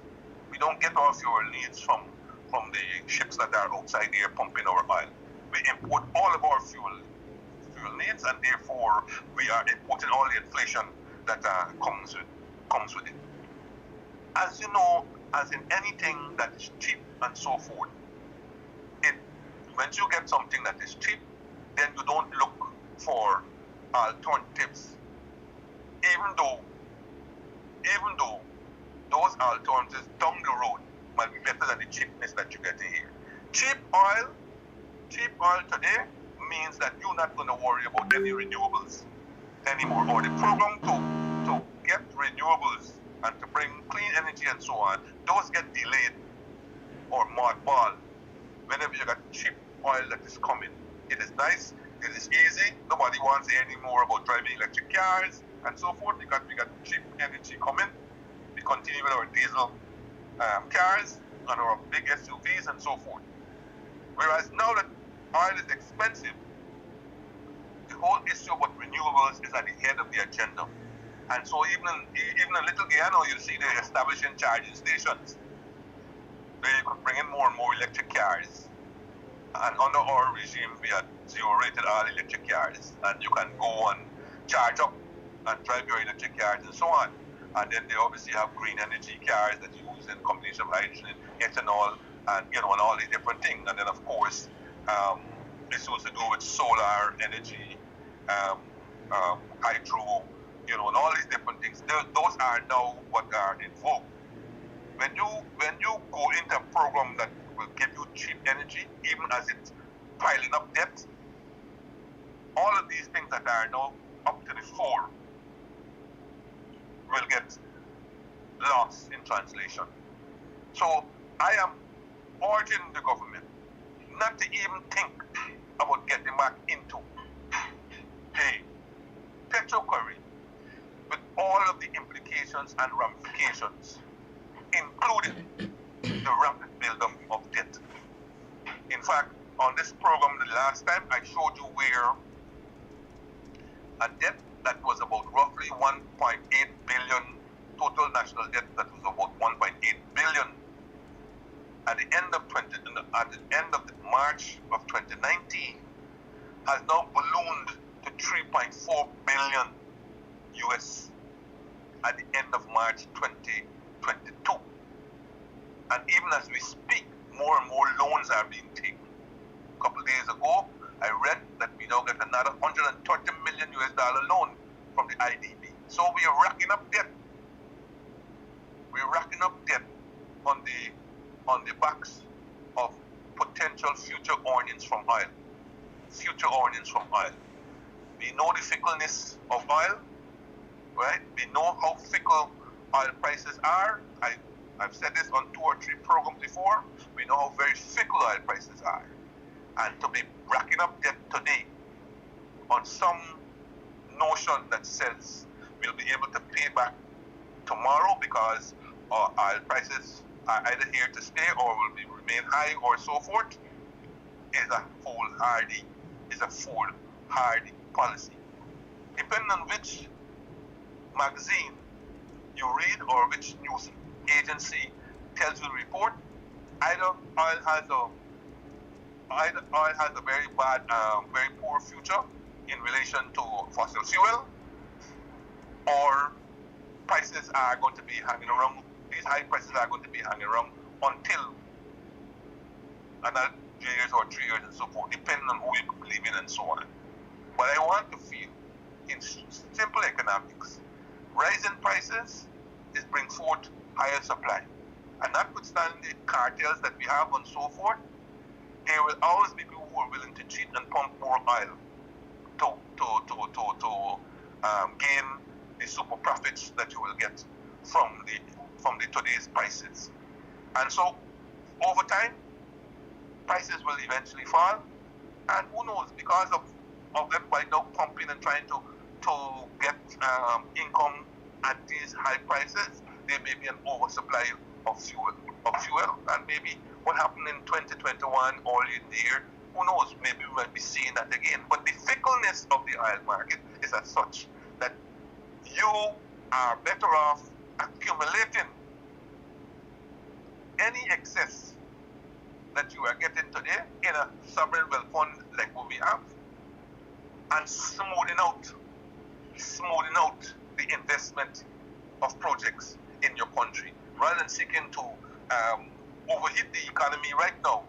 But these rapid build-up of projects all the time, all over, through borrowing,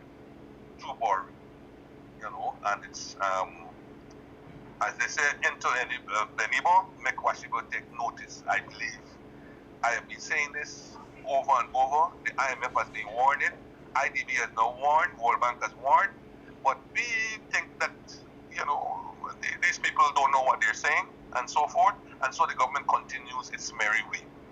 The only people who are going to hurt are not the people in the government. They are going to be the people who are already hurting. They're the ones who are going to hurt when Guyana is saddled with a humongous debt that it will be unable to pay back if the bottom falls out of oil.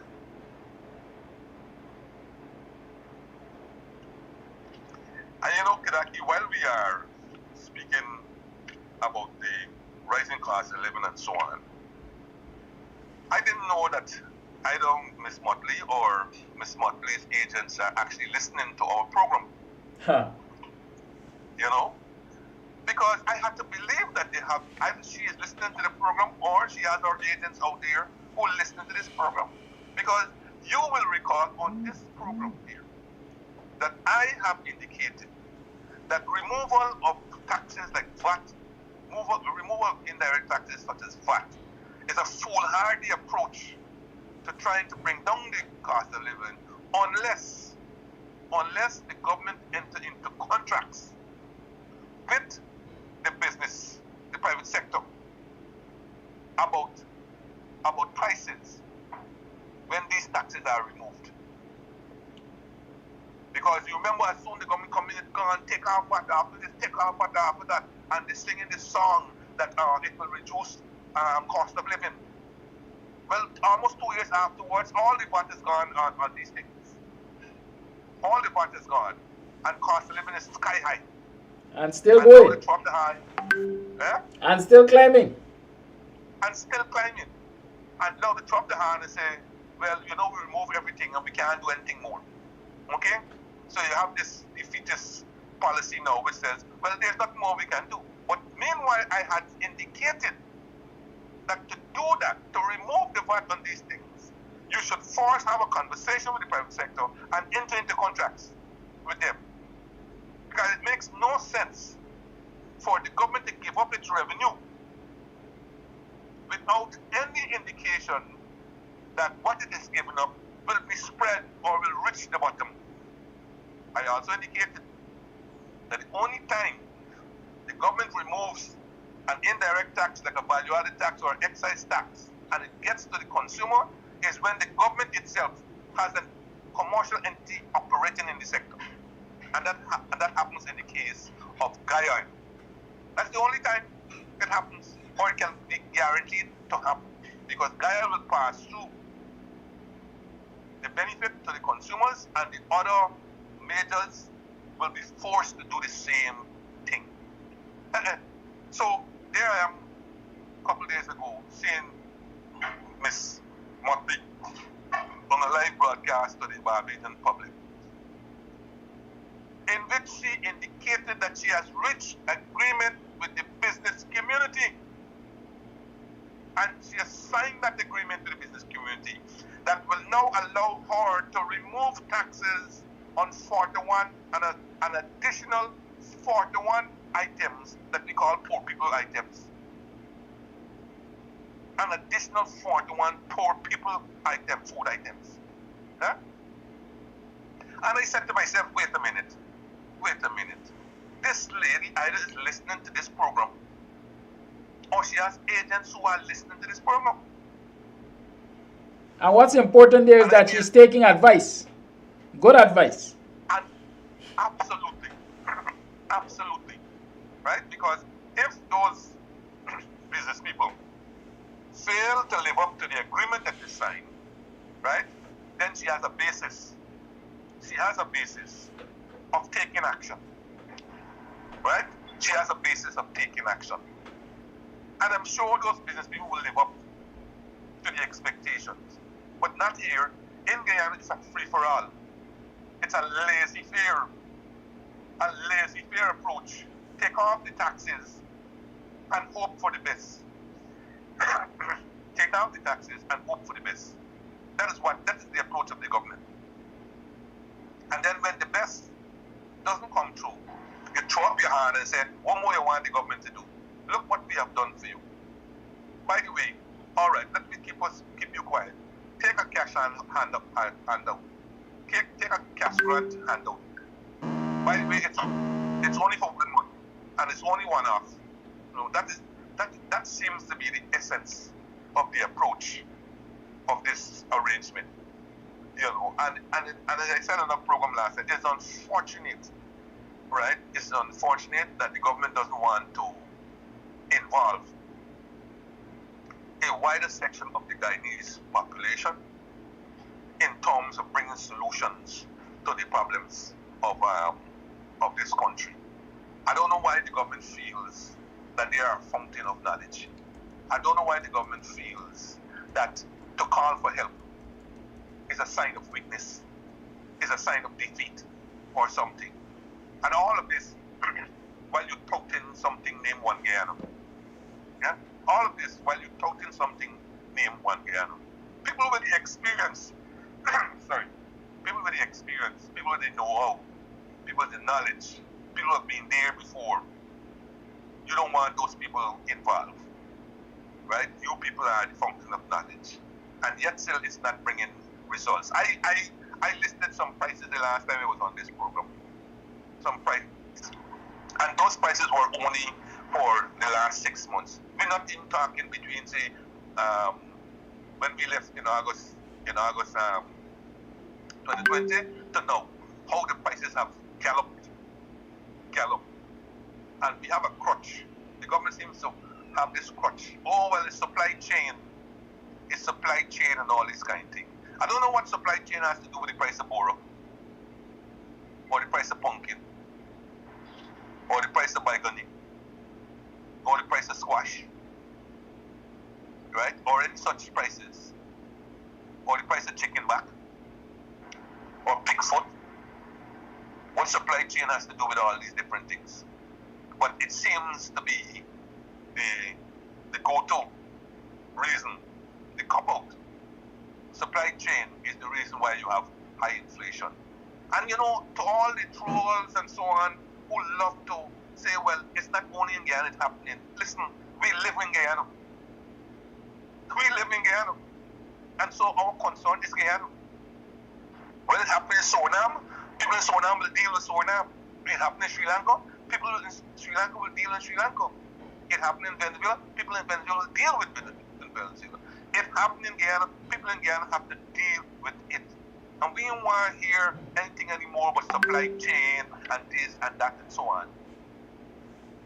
The test of any government is not how well it does in times of good, but how well it does when there are challenges and obstacles. Right now you have a challenge, an obstacle, and how you manage the economy to overcome those or to mitigate those is what is important to our people. And you're not doing a good job of that because poverty is rising, unemployment is rising, people are complaining, more hopelessness is engulfing the land, notwithstanding every time you come up with a sort turning of a hotel, a sort turning of some road, a sort turning of some other thing.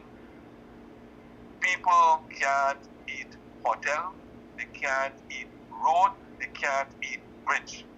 Those things are important, agreed. Equally important are human beings, or even more important, not equally, even more important are human beings. And what it is that you are doing for the human beings called the Guyanese. And how is it? Guyanese are skipping meals in a country where agriculture was a big thing, in a country where fruit trees used to grow like the heading good. How is it that people are skipping meals?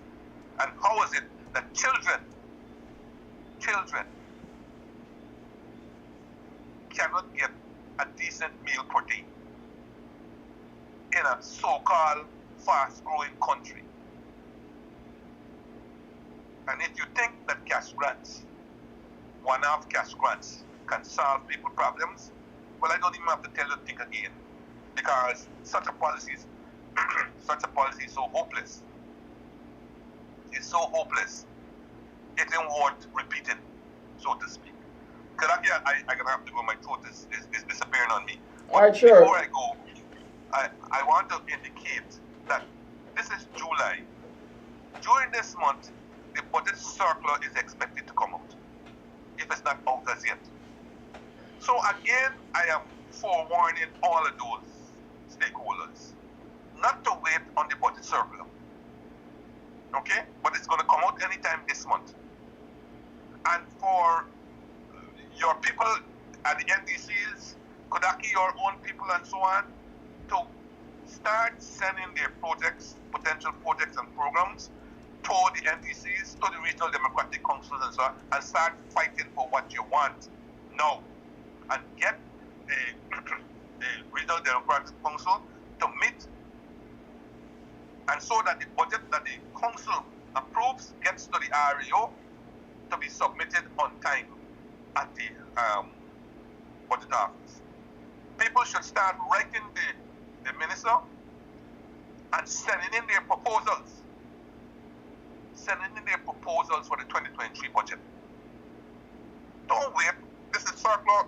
This is July. The circular will come out this month. So don't wait and then use the excuse afterwards. Get our act going. And more of this budget I will talk about as we go, as we progress. I gotta go. My throat is now almost going. Thank you, sir. Rest that throat. We need it. Yes, my brother.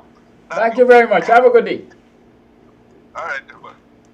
And so, folks, you've heard the input of former Minister of Finance Winston Jordan, the man who always brings pertinent and good information to us here, and has the Jagabats and Trenchies worried because of his expose. Right?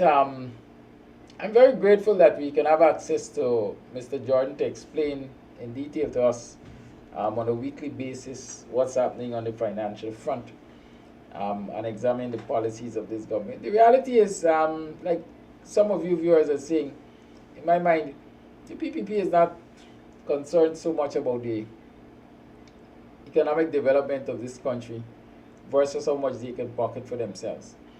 As long as they have access to certain financing, the natural resource fund and so on, that they can put their hands inside, they're happy to go along their merry way, doing little or nothing but just pocketing the nation's wealth. If you listen to the issues which the Surinamis are complaining about, which has resulted in this massive protest which we have seen, and many of us here in Guyana are cheering on, you would hear that among the issue is the many roles of the First Lady. The First Lady has been given so many roles, quote unquote, in the Surinamese government, that they had to change the law to accommodate her. Are we seeing an equivalent in Guyana? Are we seeing a First Lady that has been given so many roles or access to so much of the nation's wealth, that even established institutions of state are being given less financing than she has been given? Just recently I read of an artist doing a portrait of the First Lady in real gold. In real gold. Now, when you hear about these things, they should open your eyes. They should open your eyes. Because as far as I know, when you look around the world, portraits in real gold, toilet seats coated in gold, all kinds of gold-plated cars and so on. These are the exploits of corrupt governments. These are the exploits of dictatorships. And so if you really were thinking that, you know, the PPP is a creeping dictatorship or the Ali government is a kleptocracy, pay attention to these things. Because I'm convinced, who paid for this portrait? What's the cost of this portrait? How does a woman who was not so long ago, less than 2 years or just about 2 years ago, an ordinary citizen, the wife of a politician, a former minister of government previously, how is she paying for this portrait in gold?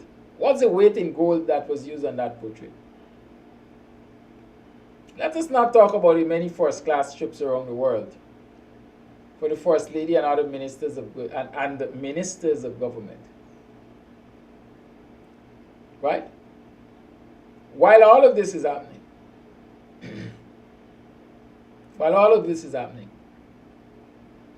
cost of living is rising in Guyana. I guess thing got a way of catching on. Cost of living is rising in Guyana. The government has not fashioned a response to the rising cost of living that will be helpful and impactful on the life of every Guyanese. But the nation is sitting quietly and accepting it. While in neighboring Suriname, where they certainly have a better quality of life, I can guarantee you that, we're seeing mass protest. What are we waiting for? What are we waiting for? I want to know that.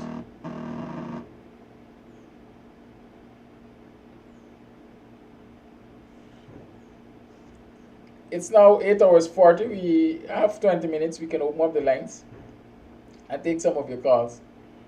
So let's do that. The lines are opened.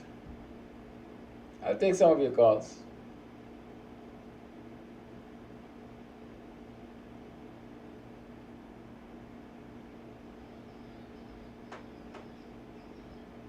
Take a look at what was happening in Suriname yesterday and is expected to continue today.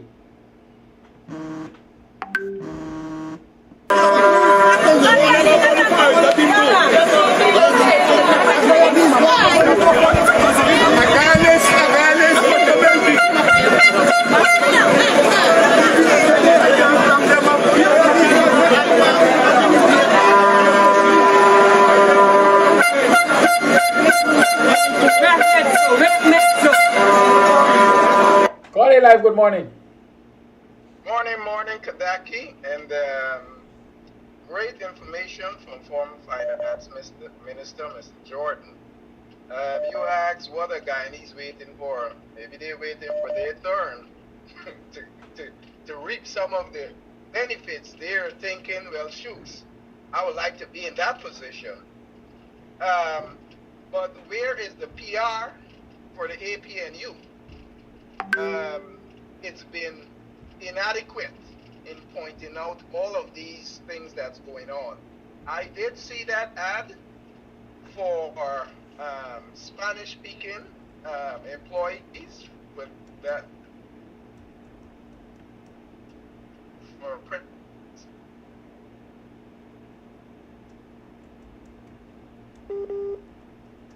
for the Guyanese people. It's just funny. Now, when it comes to the Venezuelans, over 60,000, that's what they're thinking, but it's more than that. And when you create facts on the ground, it's going to be hard to pull back from that. And just like what Russia did, that saying they would have to invade to protect their people, it's the same scenario that might befall Guyana. And it's a slow burn of things to come in Guyana, in Venezuela, creating facts in the ground on Guyana soil, and where Venezuela have the power and have already invaded Guyana multiple times. And we just got to understand what the PPP is all about. It's all about money. Forget about human suffering. It's all about shiny hotels, construction that simply doesn't make sense. And if we look for African Guyanese for the past 20 years, have our life improved? And if the answer is no, don't expect it to improve in the near future. What needs to happen is that we've got to start this education program for our youngsters to really get an understanding about ourselves, because simply we have no clue of who we are and what we are capable of. The Indo-Guyanese, as stated and well known, they control the economics.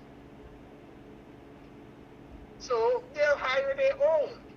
So as long as we're slated for educating ourselves and all of that, but not creating the atmosphere for business, we're going to be stuck in the same cycle over and over, and having to beg Indians for jobs. And they will hire their people, which, but even when we're in position, we simply tend to not want to even hire our own people. So on a psychological level, we are so screwed as a people. And I do not know if we have the gumption or if we do have any understanding of how to actually get things done for our own people.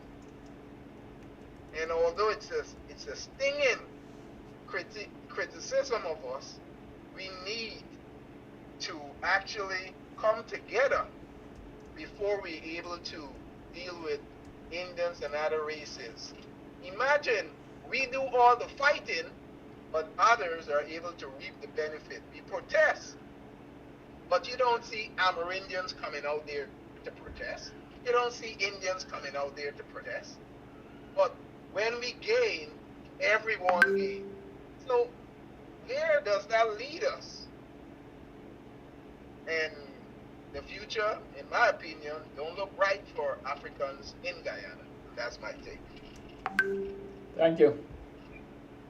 You have a voice note. Good morning, Kidaki and viewers, Mr. Jordan. What do you think will happen when they give away all the jobs selling out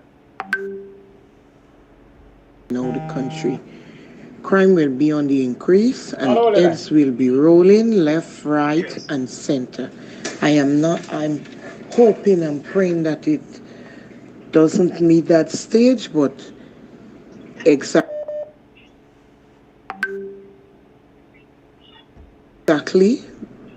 that's the reason. That is where it's going to reach. Heads will be rolling left, right, and center. You see those two guys that gone to prison recently, the Brazilian and the Colombian? Who knows about the drugs knows about it.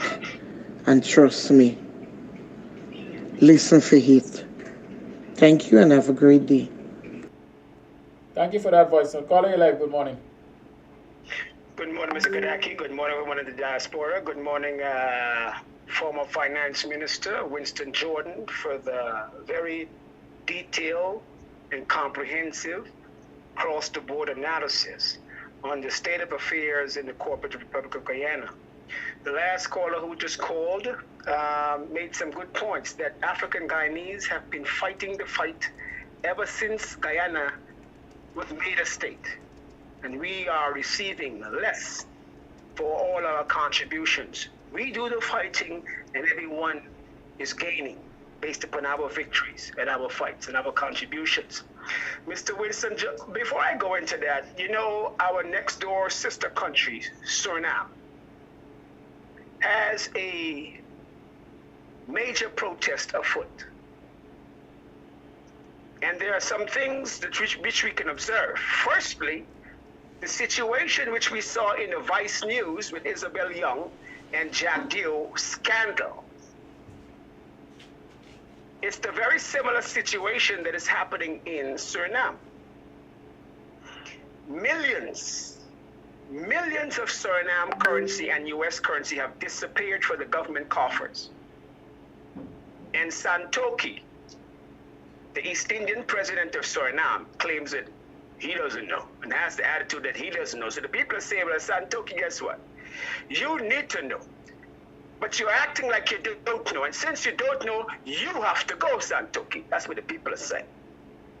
Now, Santoki, the president, the East Indian president, he is not the real muscle. The real muscle in the cooperative republic, the real muscle in Suriname is Ronnie Brunswick. Now, Ronnie Brunswick is an African. He's a Maroon from Mungo Mountain Top. He was the one who fought for the liberation of Suriname together with Boussata. So the real strong man of Santoki's administration is Ronnie Brunswick. So Santoki is counting that Ronnie Brunswick is going to give him the support to the people, because Ronnie Brunswick is a strong man. Well, we'll see. Ronnie Brunswick is not the problem. Santoki is the problem, because you hear the people saying that they don't want East Indian dominating them in Suriname. So we've got the same type of disease problem. Suriname has a problem where you got thousands of people from India still coming every month, every week, every year, and dominating the Kiri and trying to muscle in and subjugate African Suriname people. And the people are saying, we don't want that. It's the same situation in Guyana. Only thing, they're not coming as much from India, but they come in plenty. Do you know they speak Hindustani in the Kiri? And Hindustani is not a national language of Suriname. So, there in Suriname, they've got a lot of issues that Santoki is trying to cover down. And Santoki has been the commander of the Kiri, sitting over the backtrack, allowing the backtrack to happen quietly. This is why you see within the first 7 days, Irfan Ali reached across to Suriname because Santoki has been clandestinely allowing the Guyana backtrack to go continue. So there's a nexus between clandestine PPP and Suriname, facilitated by Santoki. And the blacks of Suriname don't like it. The Marons, the Bushinenge, they don't like it. Now moving along, Dr. Hinds, Mr. Winston Jordan made some very, very good points. We cannot afford to have Venezuelans coming across our border like they are. And we've got to be cautious of the United States. We've got to be very, very cautious of the United States, telling us that they are our friends and telling us that Venezuela is the enemy, but all of a sudden now, America is buddy-buddy with Venezuela. We got to be very careful because it was America that put Venezuela to fight against Great Britain concerning Guyana. It was America all along. All of a sudden now, America and Venezuela is doing good, and all of a sudden now, Venezuela wants to be a part of the trial in the International Court of The Hague. So we got to watch America, and we got to watch Venezuela. President David Granger did a very, very profound and powerful move by taking us to court. Because by taking us to court, we settle this business once and for all. And America will not be able to pretend to be our bodyguard. See, as long as we pretend that we got a problem with Venezuela, America say, I gonna be your bodyguard. And I gonna protect the oil for you. And as a result of that, we are being exploited with the oil. So when we win the case, and it's a winnable case, we already won the case in The Hague. When we win it, we don't need America to be our bodyguard any longer. You see, and America doesn't really want that. Anyway, moving quite along. I noticed that we spend a lot of our energies fighting politics. And it's okay. And Commodore Norton, we should also consider, because I heard Commodore Norton talking about small businesses. So I want to commend him on that. But I think the small business approach is good, but I think we need to take it on from a more Kaichoresque approach, a more grand approach, like Marcus Garvey did. We need our own industry in terms of agriculture. And that is something that the people in diaspora could have a think tank about, whereby we could have our own agricultural industry to feed our people and the nation. And we don't need Parliament to do that. What we need is the same motivation which we have on social media, to brainstorm on the idea and see if we can pool our resources in this emancipation to jumpstart the dialogue of a Marcus Garvey type of agricultural program in Guyana. We've got the land. Now, the next program I want to talk about is unfair because... Coffee. Yes, sir. Can we keep the next item for another day? Remember, it's a short calling period. Sure. It's 6 minutes to the program time. Thank you very much. Yes, sir. I totally agree. Thank you. Lines remain open, 6225933. We have to live and let others live. Let me tell you something. Winston Jordan made a point which a lot of you might have paid scant regard to. He said even Trump is more popular than the Biden administration now.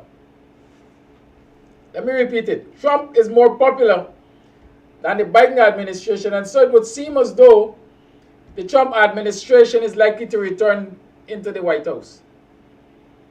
Many of us here were basing, call over the line. Many of us here were putting hope in the Biden administration to change what's happening in Guyana. But I maintain, and I always say, nobody helps those who don't help themselves. And so if you still have hope that the Biden administration will be able to help you, you have to get up off your laurels now and make your first move. You have to determine what that first move is. I really and truly can't tell you. But I see what has happened in Sri Lanka is positive for the addressing of these issues.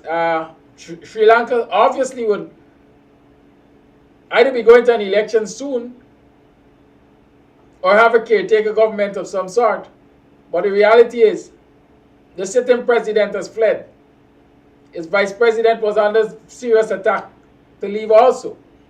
In Suriname, the Surinamis are saying Santoki can't answer these questions we were asking, and so Santoki must go. What is your position as Guyanese? Do you think the Biden administration must come and tell the fat guy and his cronies, you have to leave because you're not doing justice by the people? No, no, no, no. It doesn't happen like that. The people have to make that demand.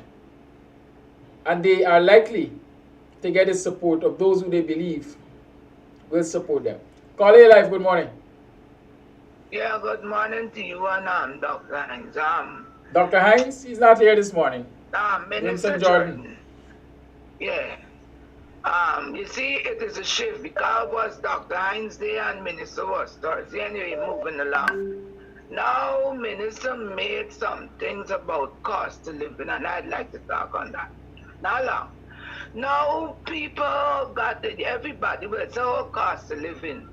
Now, if you got a family of 5 to 6 persons, just do the math, buying a loaf of bread every morning to put on the breakfast table. Way back when, you used to see people buying the little flour and making to bake, and it would have been less cost. There are no plenty of people going to jump up and say, oh, this. But we, as people, got to arrest certain things and see how we could move away.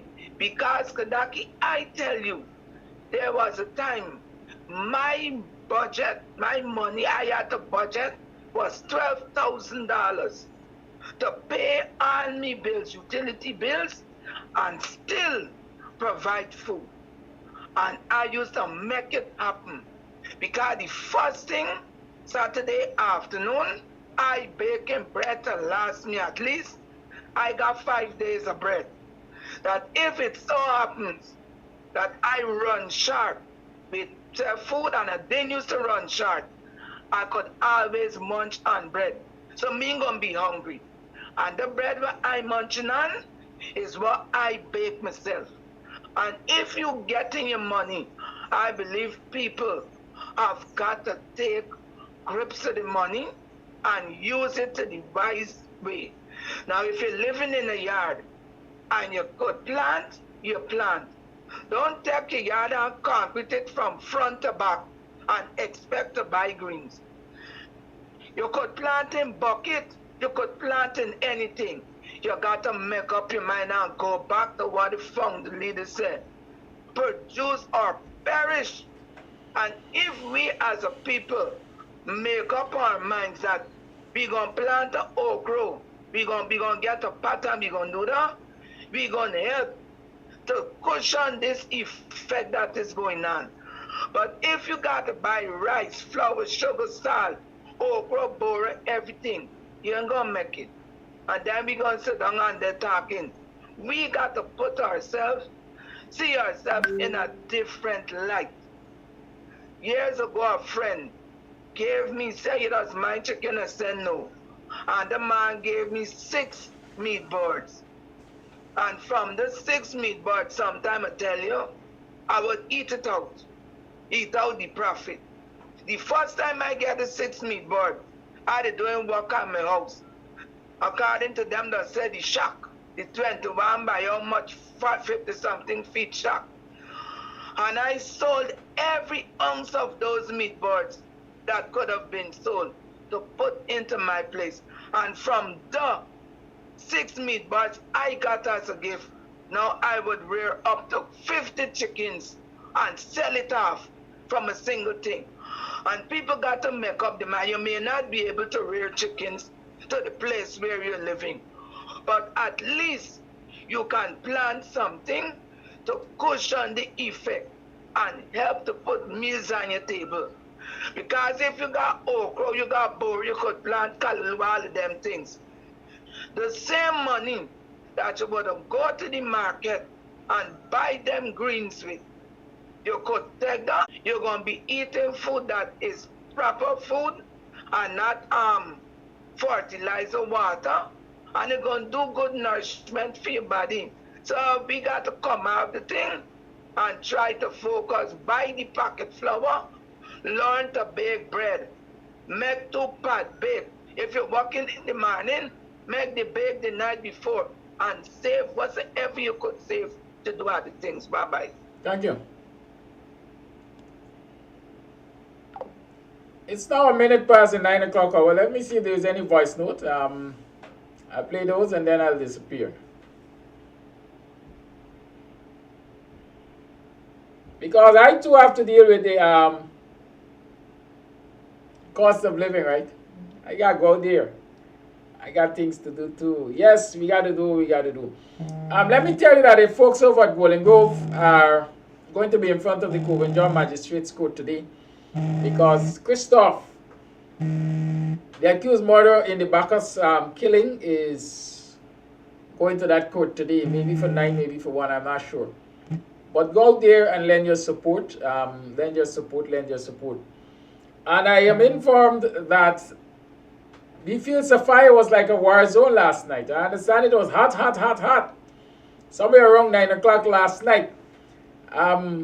Rapid exchange of gunfire and so on. And today, this morning, the cops are cleaning up.